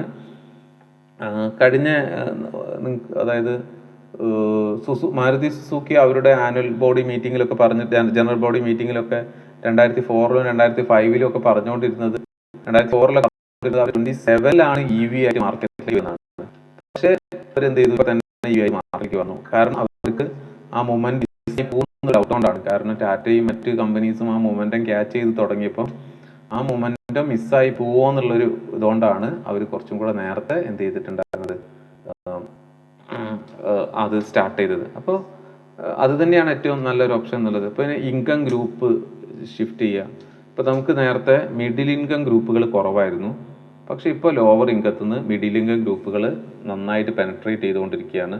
അത് എക്കണോമിക്ക് ഭയങ്കര അഡ്വാൻറ്റേജ് ആണ്. പിന്നെ ഞാൻ നേരത്തെ പറഞ്ഞ ഏജിങ് പോപ്പുലേഷൻ എഫക്റ്റ്. ഇപ്പോൾ നമ്മളുടെ പോപ്പുലേഷൻ്റെ ആവറേജ് ഏജ് ഇപ്പോൾ അറൗണ്ട് 28, 29 അല്ല ഈവൻ ബിലോ 30 ആണ്. പക്ഷെ അത് ജപ്പാൻ അങ്ങനെയുള്ള കൺട്രീസിലൊക്കെ അത് 50 ആണ്, അല്ലെങ്കിൽ 50 അബവ് ആണ്. അപ്പോൾ അതൊരു പെർമനൻറ്റ് ചേഞ്ച് ആണ്. ആ 50ലേക്ക് പോയത് പെട്ടെന്ന് ഒരു ബേബി ബൂം ഒന്നും ഉണ്ടായിട്ട് എന്ത് ചെയ്യണമെന്നില്ല, ജസ്റ്റ് ഏജ് താഴേക്ക് വരണമെന്ന് സാധ്യതയില്ല. ഈവൻ താഴേക്ക് വന്നിട്ടും കാര്യമില്ല. ഒരു നല്ലൊരു സമയം എന്നുള്ളത് എന്തായിരിക്കും, അവിടുത്തെ ഗ്രോത്ത് വളരെ കുറവായിരിക്കും. അപ്പോൾ അതുകൊണ്ടാണ് ജപ്പാൻ്റെ എക്കണോമി ഇപ്പം കുറച്ച് ഗ്രോ ചെയ്തു, പക്ഷേ കുറേ ഇയേഴ്സ് ആയിട്ട് വലിയ ഗ്രോത്ത് ഇല്ലാതെ സ്റ്റാഗ്നൻ്റ് ആയിട്ട് ഇരിക്കുന്ന ഒരു സെനാരിയോ ഉണ്ടായിരുന്നു. ഓക്കെ, അപ്പോൾ അത്തരം ഒരു ലോങ് ടേം സ്ട്രക്ചറൽ ഷിഫ്റ്റിനെയാണ് സെക്യുലർ ട്രെൻഡ് എന്ന് വിളിക്കുന്നത്. ഓക്കെ, ഈ ഒരു ജസ്റ്റ് ഈ വാല്യൂ മൈഗ്രേഷൻ എന്നുള്ളൊരു സാധനം കൂടെ ജസ്റ്റ് ഒന്ന് പറഞ്ഞു വെക്കാം. Okay, value migration, what is value migration അല്ലെങ്കിൽ വാല്യൂ ചേഞ്ചസ് കൊണ്ട് ഉദ്ദേശിക്കുന്നത് എന്ന് പറഞ്ഞാൽ the shift of value from one company or one industry to another എന്നുള്ളൊരു കോൺസെപ്റ്റാണ്. ഒരു ജസ്റ്റ് എടുത്ത് നോക്കുകയാണെങ്കിൽ നമ്മൾ നേരത്തെ വരെ ഉപയോഗിച്ചുകൊണ്ടിരുന്നത് എന്താണ്, ഓക്കെ, നോർമൽ മൊബൈൽസ് ആണെങ്കിൽ ഇപ്പം നമ്മൾ എന്ത് ചെയ്യുന്നു, ടച്ച് ഫോണിലേക്ക് മാറി. നേരത്തെ നോർമൽ ക്യാമറാസ് ഉപയോഗിച്ചിരുന്നെങ്കിൽ നമ്മൾ ഡിജിറ്റൽ ക്യാമറയിലേക്ക് മാറി. അപ്പോൾ ഇങ്ങനെയുള്ള ചേഞ്ചസിന് വാല്യൂ ചേഞ്ചസ് എന്നാണ് പറയുക. ഇപ്പോൾ ഈ വാല്യൂ ചേഞ്ചസിന് പല കാര്യങ്ങളുണ്ട്, പല റീസൺസ് ഉണ്ട്. ആ വാല്യൂ ചേഞ്ചസിൻ്റെ റീസൺസ് എന്താ ചോദിച്ചാൽ, ഇപ്പം ടെക്നോളജിയിൽ വരുന്ന ചേഞ്ചസ് ആവാം, അപ്പോൾ അല്ലെങ്കിൽ ഏജിൽ വരുന്ന ചേഞ്ചസ് ആവാം, അല്ലെങ്കിൽ ജോഗ്രഫിക്കൽ ഏരിയാസിൽ വരുന്ന ചേഞ്ചസ് ആവാം, കൾച്ചറൽ ചേഞ്ചസ് ആവാം. അപ്പോൾ ഇങ്ങനെ നമ്മൾ ഒരു ഇൻഡസ്ട്രിയിൽ നിന്ന് അല്ലെങ്കിൽ ഒരു കമ്പനിയിൽ നിന്ന് മറ്റൊരു കമ്പനിയിലേക്കോ, ഒരു ഇൻഡസ്ട്രിയിൽ നിന്ന് ഒരു ഇൻഡസ്ട്രിയിലേക്കോ, ഒരു സ്ഥലത്തു നിന്ന് വേറൊരു സ്ഥലത്തേക്കോ മൂവ് ചെയ്യുകയാണെങ്കിൽ അതിനെ വാല്യൂ മൈഗ്രേഷൻ എന്നാണ് വിളിക്കുന്നത്.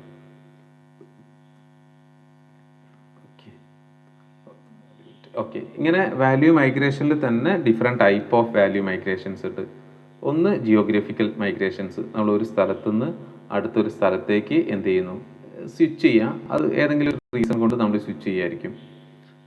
ഓക്കെ, വൺ കൺട്രി, ഇപ്പോൾ US നിന്ന് എന്ത് ചെയ്യുന്നുണ്ടാവും, അടുത്തൊരു സ്പേസിലേക്ക് നമ്മൾ മാറാനുള്ള സാധ്യത ഉണ്ടാവും. അല്ലെങ്കിൽ ഒരു എഡ്യൂക്കേഷന് ഒരു സ്ഥലത്ത് ബെറ്റർ ആണെങ്കിൽ ആ സ്ഥലത്തേക്ക് നമ്മൾ മാറാനുള്ള സാധ്യത, അല്ലെങ്കിൽ ഒരു സ്ഥലത്ത് അങ്ങനെ പല പല റീസൺസ് ആയിരിക്കും. ഇപ്പോൾ ഇവിടുന്ന് പല ആളുകളും എന്ത് ചെയ്യുന്നുണ്ടാവും, പല യൂറോപ്യൻ കൺട്രീസിലേക്ക് മൂവ് ചെയ്യുക, അങ്ങനെ പല സെനാരിയോസ്. പിന്നെ അതേപോലെ തന്നെ ക്രോസ് ഇൻഡസ്ട്രിയൽ മൈഗ്രേഷൻസ്. അപ്പോൾ ഒരു ഇൻഡസ്ട്രിയിൽ തന്നെ അവരുണ്ട്, പക്ഷെ അവർ വേറൊരു കമ്പനിയിലേക്കോ വേറൊരു സിസ്റ്റത്തിലേക്കോ മൈഗ്രേറ്റ് ചെയ്യുന്ന ആളുകളായിരിക്കും. ഇപ്പോൾ നോർമൽ ഫിലിം ക്യാമറ റോൾ ഉപയോഗിച്ചിട്ടുള്ള ആളുകൾ ഡിജിറ്റൽ ക്യാമറയിലേക്ക് മൂവ് ചെയ്തു. ഇനി അതിൽ തന്നെ ഇനി നെക്സ്റ്റ് കേസിൽ ചിലപ്പോൾ ഒരു മൊബൈൽ ക്യാമറ പോലത്തെ ഒരു ഡിവൈസിലേക്ക്, കംപ്ലീറ്റ്ലി ഡിജിറ്റൽ ഡിവൈസസിലേക്ക് നമ്മൾ മാറാനുള്ള സാധ്യതകളൊക്കെ തന്നെ ഉണ്ട്. അപ്പോൾ അത് ഡിജിറ്റലൈസേഷൻ ഭയങ്കര ഫാസ്റ്റായിട്ട് നടക്കും. അതൊരു വാല്യൂ മൈഗ്രേഷനാണ്. അതൊരു കമ്പനിയിൽ നിന്ന് ഒരു കമ്പനിയിലേക്കോ ഒരു ഇൻഡസ്ട്രിയിൽ നിന്ന് ഒരു ഇൻഡസ്ട്രിയിലേക്കോ ഉള്ള ഒരു മൈഗ്രേഷൻ ആയിരിക്കും. ദെൻ ഇതേപോലെ തന്നെ ഇനി വാല്യൂ ചെയിൻ മൈഗ്രേഷൻസ് ആണ്. ഇപ്പോൾ വാല്യൂ ചെയിൻ മൈഗ്രേഷൻസ് എന്നുള്ളത് ഒരേ ഇൻഡസ്ട്രിയിലൊക്കെ തന്നെ ഉണ്ട്, ഒരേ കമ്പനിയിലുണ്ട്, പക്ഷേ കമ്പനിയുടെ അകത്ത് തന്നെ പ്രൊവൈഡ് ചെയ്യുന്ന പ്രോഡക്ട്സിൽ വ്യത്യാസങ്ങൾ വരുന്നുണ്ടാവും. ഇപ്പോൾ ടെലികോം നമ്മൾ കോളിങ്ങിനാണ് നേരത്തെ യൂസ് ചെയ്തിട്ടുണ്ടായിരുന്നെങ്കിൽ ഇപ്പോൾ നമ്മൾ കോളിങ്ങിനേക്കാൾ കൂടുതൽ ഡാറ്റ കണ്ടന്റ് കൺസപ്ഷനാണ് നമ്മൾ ഇമ്പോർട്ടൻസ് കൊടുക്കുന്നത്. ഡാറ്റയ്ക്കാണ് ഇമ്പോർട്ടൻസ് കൂടുതലുള്ളത്. അത് means more than normal telecom means ടെലികോളിങ്ങിനേക്കാൾ. പിന്നെ അതേപോലെ within an industry or within an industry means ഒരു കമ്പനിയിൽ നിന്ന് അടുത്ത കമ്പനിയിലേക്ക്, അത് കമ്പനി പ്രൊഡക്റ്റിൻ്റെ ക്വാളിറ്റിയിൽ ഉണ്ടാകുന്ന ചേഞ്ചസ്, ടെക്നോളജിക്കൽ ചേഞ്ചസ്. ഇപ്പോൾ ബ്ലാക്ക്ബെറി ഒരു ടോപ്പ് ബ്രാൻഡായിരുന്നു, അതല്ലെങ്കിൽ വളരെ സെക്യൂർഡ് ആയിട്ടുള്ള കോർട്ടി കീപാഡുമായിട്ടൊക്കെ വന്ന ബ്ലാക്ക്ബെറി നമുക്കറിയാം ഹൈലി സെക്യൂർഡ് ആണെന്ന് പറഞ്ഞ ഫോണുകളായിരുന്നു. പക്ഷേ അതിൽ നിന്ന് ആ കോർട്ടി കീപാഡിൽ നിന്ന് മാറാൻ കുറച്ചൊരു ബുദ്ധിമുട്ട് കാണിച്ചുകൊണ്ട് സാംസങ്ങും അതേപോലെ ഐഫോണും ഒക്കെ വന്ന സമയത്ത് ഓട്ടോമാറ്റിക്കലി ബ്ലാക്ക്ബെറിക്ക് മാർക്കറ്റിൽ നിന്ന് പുറത്തേക്ക് പോകേണ്ടി വന്നു. എനിക്ക് തോന്നുന്നു എപ്പോഴോ ഞാൻ പണ്ടൊരിക്കൽ ദുബായിലൊക്കെ പോയ സമയത്ത് അവർ ബ്ലാക്ക്ബെറിയുടെ വലിയൊരു ഷോറൂം നമ്മുടെ ദുബായ് മാളിലുണ്ടായിരുന്നു. ഇപ്പോൾ എനിക്ക് തോന്നുന്നില്ല അവിടെ അത് ഉണ്ടാവാൻ വഴിയുണ്ട് എന്ന്. ചില അവിടെ ദുബായ് മാളിൽ ഉണ്ടായിരുന്നു ഒരു ബ്ലാക്ക്ബെറിയുടെ ഷോറൂം ഉണ്ടോ ഇപ്പോൾ? ഇല്ല അല്ലേ? അതെ, അതെ ഉണ്ട്. അതെ അതെ അതെ അതെ ഉണ്ട്. പക്ഷെ അവർക്കൊരു അവരുടെ ഗ്രൗണ്ട് ഫ്ലോറിൽ, ഏത് ഫ്ലോറാന്ന് ഓർക്കുന്നില്ല, അവിടെ ഒരു ഷോപ്പ് ഉണ്ടായിരുന്നു, വലിയൊരു ഷോറൂം അവിടെ ഉണ്ടായിരുന്നു. എനിക്ക് അത് ഓർമ്മയുണ്ട്. അതും ഇപ്പം ഉണ്ടാവാൻ വഴിയില്ല, ഇപ്പം അവർക്ക് മാർക്കറ്റിൽ ഇല്ലല്ലോ, അപ്പോൾ പിന്നെ അവരവിടെ ഉണ്ടാവാനുള്ള വഴിയില്ല. ഓക്കെ, അപ്പോൾ ഇങ്ങനെ അതെ, അതുണ്ടാവില്ല. ഗ്രേറ്റ്, അവിടുത്തെ ഏറ്റവും ബെസ്റ്റ് മാർക്കറ്റും ആണല്ലോ അവർക്കുള്ള. അതെ അതെ അതെ ഓക്കെ. അപ്പോൾ ഇങ്ങനെ ഓക്കെ, ഇത്തരം ഇത്രയും ഏരിയാസ് ആണ് ഇതുവരെ നമുക്ക് വരുന്നത്. ഇനി നെക്സ്റ്റ് പൊസിഷൻ നമുക്ക് അടുത്ത ഒരു ഏരിയയിൽ അടുത്തൊരു സെഷനിൽ നാളത്തെ സെഷനിൽ ഡിസ്കസ് ചെയ്യാം. അപ്പോൾ ഇന്ന് പറഞ്ഞിട്ടുണ്ടായിരുന്ന ട്രെൻഡുകൾ പറഞ്ഞു, വാല്യൂ മൈഗ്രേഷൻസ് പറഞ്ഞു, പിന്നെ ബിസിനസ് സൈക്കിൾ. ഓക്കെ, അതും കൂടെ ജസ്റ്റ് ഒന്ന് സൂചിപ്പിച്ചേക്കാം. ഓക്കെ, ഇപ്പോൾ ബിസിനസ് ലൈഫ് സൈക്കിൾ എന്നുള്ളൊരു കോൺസെപ്റ്റ് ഉണ്ട്. ഒരു ബിസിനസ് ഒരു ഇൻട്രഡക്ഷൻ സ്റ്റേജ് ഉണ്ട്, ഗ്രോത്ത് സ്റ്റേജ് ഉണ്ടാവും, മെച്യൂരിറ്റി ഉണ്ടാവും, ഡിക്ലൈൻ സ്റ്റേജ് ഉണ്ടാവും. അപ്പോൾ അത് എനിക്ക് തോന്നുന്നു നമുക്ക് അറിയാവുന്ന ഏരിയാസ് തന്നെയായിരിക്കും. ഇൻട്രഡക്ഷൻ എന്നുള്ളത് ഇനീഷ്യൽ സ്റ്റേജ് ആണ്, ഹൈ റിസ്ക് ആണ്, പക്ഷേ ഹൈ ഗ്രോത്ത് പൊട്ടൻഷ്യൽ ആയിരിക്കും. ഗ്രോത്ത് സ്റ്റേജ് ഇതേപോലെയാണ്, റിസ്ക് വീണ്ടും റെഡ്യൂസ് ചെയ്യും ഒരു ഇൻവെസ്റ്ററുടെ പോയിന്റ് ഓഫ് വ്യൂവിൽ. പക്ഷേ എന്താണ്, അത് ഗ്രോയിങ് ആയിരിക്കും. വൺസ് മെച്യൂരിറ്റി എത്തിക്കഴിയുമ്പോൾ അവിടുന്ന് പിന്നെ ഒരു ഹൈ ലെവലിലേക്ക് പോകാനുള്ള സാധ്യത കുറവായിരിക്കും, അവിടെ തന്നെ മെയിൻറ്റെയിൻ ചെയ്യാനുള്ള സാധ്യത. ദെൻ വീണ്ടും ചിലപ്പോൾ ചില കമ്പനീസോ ബിസിനസ്സോ ഒരു ഡിക്ലൈൻ ഏരിയയിലേക്ക് വരും. അപ്പോൾ അതുകൊണ്ടാണ് ഇപ്പം റിന്യൂവബിൾ എനർജീസ് നമുക്ക് കൺസിഡറബിൾ ആണ്. പക്ഷേ അതല്ലാത്ത എനർജീസ് ഒരു ഷോർട്ട് റണ്ണിലൊന്നും കുഴപ്പമില്ല, പക്ഷെ ഒരു ലോങ് റണ്ണിൽ നമുക്കൊരു സസ്റ്റൈനബിൾ മോഡൽ ആവണമെന്ന് നിർബന്ധമില്ല. ഓക്കെ, പിന്നെ അങ്ങനെ നമുക്ക് ഓരോ കമ്പനീസും ഓരോ ഇൻഡസ്ട്രീസും അതിൻ്റെ ലൈഫ് സൈക്കിളിൽ ഏത് പൊസിഷനിലാണ് നോക്കിയിട്ട് അവിടെ നമുക്ക് ഒരു ഗ്രോത്തിലും ഇൻട്രഡക്ഷനിലും ഉള്ളൊക്കെ കമ്പനീസിൽ ലോങ് ടേമിലേക്ക് ഇൻവെസ്റ്റ് ചെയ്യാം. ഇനി ഷോർട്ട് ടേമിലേക്ക് നമുക്ക് മെച്യൂർഡ് ആയിട്ടുള്ള കമ്പനീസിൽ ഇൻവെസ്റ്റ് ചെയ്യാം. ഇനി ഏതെങ്കിലും കമ്പനീസ് ഡിക്ലൈൻ ആയി തുടങ്ങുകയാണ്, അല്ലെങ്കിൽ ഏതെങ്കിലും ഇൻഡസ്ട്രീസ് ഡിക്ലൈൻ ആയി തുടങ്ങുകയാണെങ്കിൽ അത്തരം ഇൻഡസ്ട്രീസിനെ നമുക്ക് എന്ത് ചെയ്യാം, ഒഴിവാക്കിക്കൊണ്ട് നമ്മുടെ പോർട്ട്ഫോളിയോനെ ഒരു ബെസ്റ്റ് ഓർ ബെറ്റർ പോർട്ട്ഫോളിയോ ആക്കി നമുക്ക് ചേഞ്ച് ചെയ്യാൻ പറ്റും. ഈ കോൺസെപ്റ്റൊക്കെ ഒന്ന് നെക്സ്റ്റ് സെഷനിലേക്ക് ജസ്റ്റ് ഒന്ന് ഇത് ചെയ്ത് വെക്കാം. എന്നിട്ട് അതിന് ശേഷം നമുക്ക് ബാക്കി കുറച്ച് ഏരിയാസും കൂടെ ഉണ്ട് ഇവിടെ വരുന്ന ആ ഏരിയാസ് നെക്സ്റ്റ് എന്ത് ചെയ്യാം, നെക്സ്റ്റ് സെഗ്മെൻറ്റിൽ നെക്സ്റ്റ് സെഷനിൽ നാളത്തെ സെഷനിൽ നമുക്ക് ഡിസ്കസ് ചെയ്യാം. ഓക്കെ, ഇപ്പോൾ വേറെ എന്തായിരുന്നു നമുക്ക്, ഇപ്പോൾ ഇത് ജസ്റ്റ് ഒന്നിങ്ങനെ ഇപ്പോൾ ഈ ഒരു വീക്കെൻഡ് ആകുമ്പോഴേക്കും നമുക്ക് ഇതുവരെയുള്ള ചാപ്റ്റേഴ്സ് ഒന്ന് നന്നായിട്ടൊന്ന് എന്ത് ചെയ്യുക, റിവൈസ് ചെയ്ത് വെക്കുക. പിന്നെ അതേപോലെ എക്സാംസ് ഒക്കെ എല്ലാവരും എഴുതുക. അതായത് ഇപ്പോൾ ഓൾറെഡി ഷെഹലിൻ്റെ ഇത് കഴിഞ്ഞു, ഇൻവെസ്റ്റ്മെൻറ്റ് അവയർനെസ് പ്രോഗ്രാം കഴിഞ്ഞു. ഇതിനി ഇത് കൊടുത്തിട്ടുണ്ട് ഓൾറെഡി, സെറോദ യൂണിവേഴ്സിറ്റി എക്സാം കൊടുത്തിട്ടുണ്ട്. പിന്നെ അതേപോലെ സെറോദ യൂണിവേഴ്സിറ്റിയുടെ വെബ്സൈറ്റ് ജസ്റ്റ് എടുത്തിട്ട് വീഡിയോസ് നമുക്ക് കാണാം. ആ വീഡിയോസ് നമുക്ക് കുറച്ച് ഇത് തരുന്ന വീഡിയോസാണ്. പിന്നെ NSEയുടെ വെബ്സൈറ്റ് നമ്മൾ സ്ഥിരമായിട്ട് ജസ്റ്റ് ഒന്ന് എടുത്ത് നോക്കുക. കാരണം NSEയുടെ വെബ്സൈറ്റ് നമുക്ക് ഇതേപോലെ നമുക്ക് നല്ലൊരു അപ്ഡേഷൻ തരുന്ന ഒരു സാധനമാണ്. അപ്പം NSEയുടെ വെബ്സൈറ്റ് നോക്കാം. അപ്പോൾ അങ്ങനെ ജസ്റ്റ് നമ്മൾ അതുകൊണ്ടാണ് കുറേ അധികം ഏരിയാസ് ഇന്ന് ഡിസ്കസ് ചെയ്യാതെ കുറച്ച് ഏരിയാസ് ഡിസ്കസ് ചെയ്ത് പോകാമെന്ന് വിചാരിക്കണേ.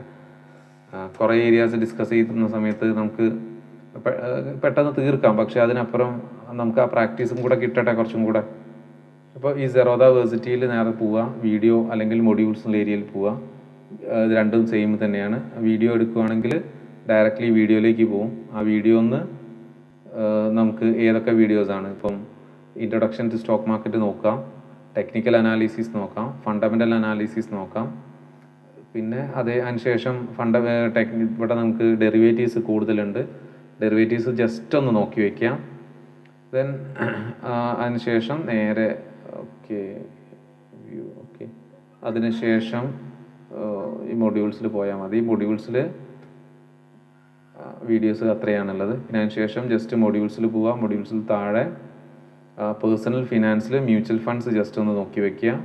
മ്യൂച്വൽ ഫണ്ട്സ് ഇമ്പോർട്ടൻ്റ് ആണ്. അതിൽ ഇൻഷുറൻസ് ബോണ്ടൊക്കെ ഇൻഷുറൻസ് ഓക്കെ അതിന് താഴെ ഉണ്ട് ഇൻഷുറൻസ്. 40th വൺ ഇൻഷുറൻസ് എന്നുള്ളൊരു ഏരിയ ഉണ്ട്. ആ ഏരിയയും കൂടെ ജസ്റ്റ് ഒന്ന് നോക്കി വയ്ക്കാം. പിന്നെ അതേപോലെ നമുക്ക് ഇപ്പോൾ നമ്മൾ ഡിസ്കസ് ചെയ്യുന്ന ഏരിയാസിന് റിലേറ്റഡ് ആണ് ഈ സെക്ടോറിയൽ അനാലിസിസ്. ഇത് ജസ്റ്റ് നമുക്ക് എന്ത് ചെയ്യാം, ഇപ്പോൾ നമ്മൾ പറഞ്ഞ പോയിൻറ്സും ഒക്കെ തന്നെയാണ് ഇവിടെ ഉള്ളത്. ജസ്റ്റ് സമയം കിട്ടുവാണെങ്കിൽ ഈ ഏരിയാസ് നമുക്ക് എന്ത് ചെയ്യാം, നോക്കി വയ്ക്കാം.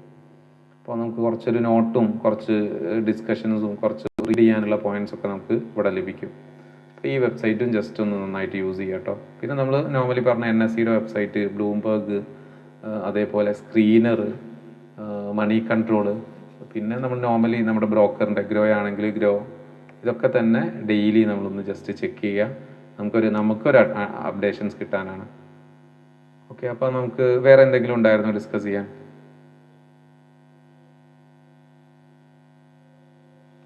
ഓക്കെ. സിനാൻ എവിടെ? സിനാൻ നേരത്തെ ജോയിൻ ചെയ്യണം കേട്ടോ, ലേറ്റ് ആവരുത്. ആ ആ ഓക്കെ ഓക്കെ. ആ അത് നാളത്തേക്ക് നമുക്കൊന്ന് നോക്കുക, അവർ റെസ്പോണ്ട് ചെയ്യുക നോക്കുക, ഇല്ലെങ്കിൽ നമുക്ക് വേറെ അവരെ കോൾ ചെയ്ത് നോക്കാം. അവയർനെസ് ടെസ്റ്റ് പെട്ടെന്ന് നമുക്ക് ഇത് ഓക്കെ ആണെങ്കിൽ അപ്പം തന്നെ ചെയ്യാം നമുക്ക്. വൺസ് ലോഗിൻ ചെയ്ത് കഴിഞ്ഞാൽ അപ്പം തന്നെ രജിസ്റ്റർ ചെയ്യാം. ഷെഹൽ ഇന്ന് തന്നെ ചെയ്ത് തീർത്തതല്ലേ, ഇന്ന് തന്നെ ലോഗിൻ ഓക്കെ ആയത് ഇന്ന് തന്നെയാണ്. അപ്പോൾ ഇന്ന് തന്നെ അപ്ലൈ ചെയ്ത് അന്ന് തന്നെ അത് കംപ്ലീറ്റ് ചെയ്യാൻ പറ്റിയിട്ടുണ്ട്. ഓക്കെ ഓക്കെ, അങ്ങനെയാണ് നാളെ മീറ്റ് ചെയ്യാം എന്നാൽ. ഓ ശരി ശരി ശരി.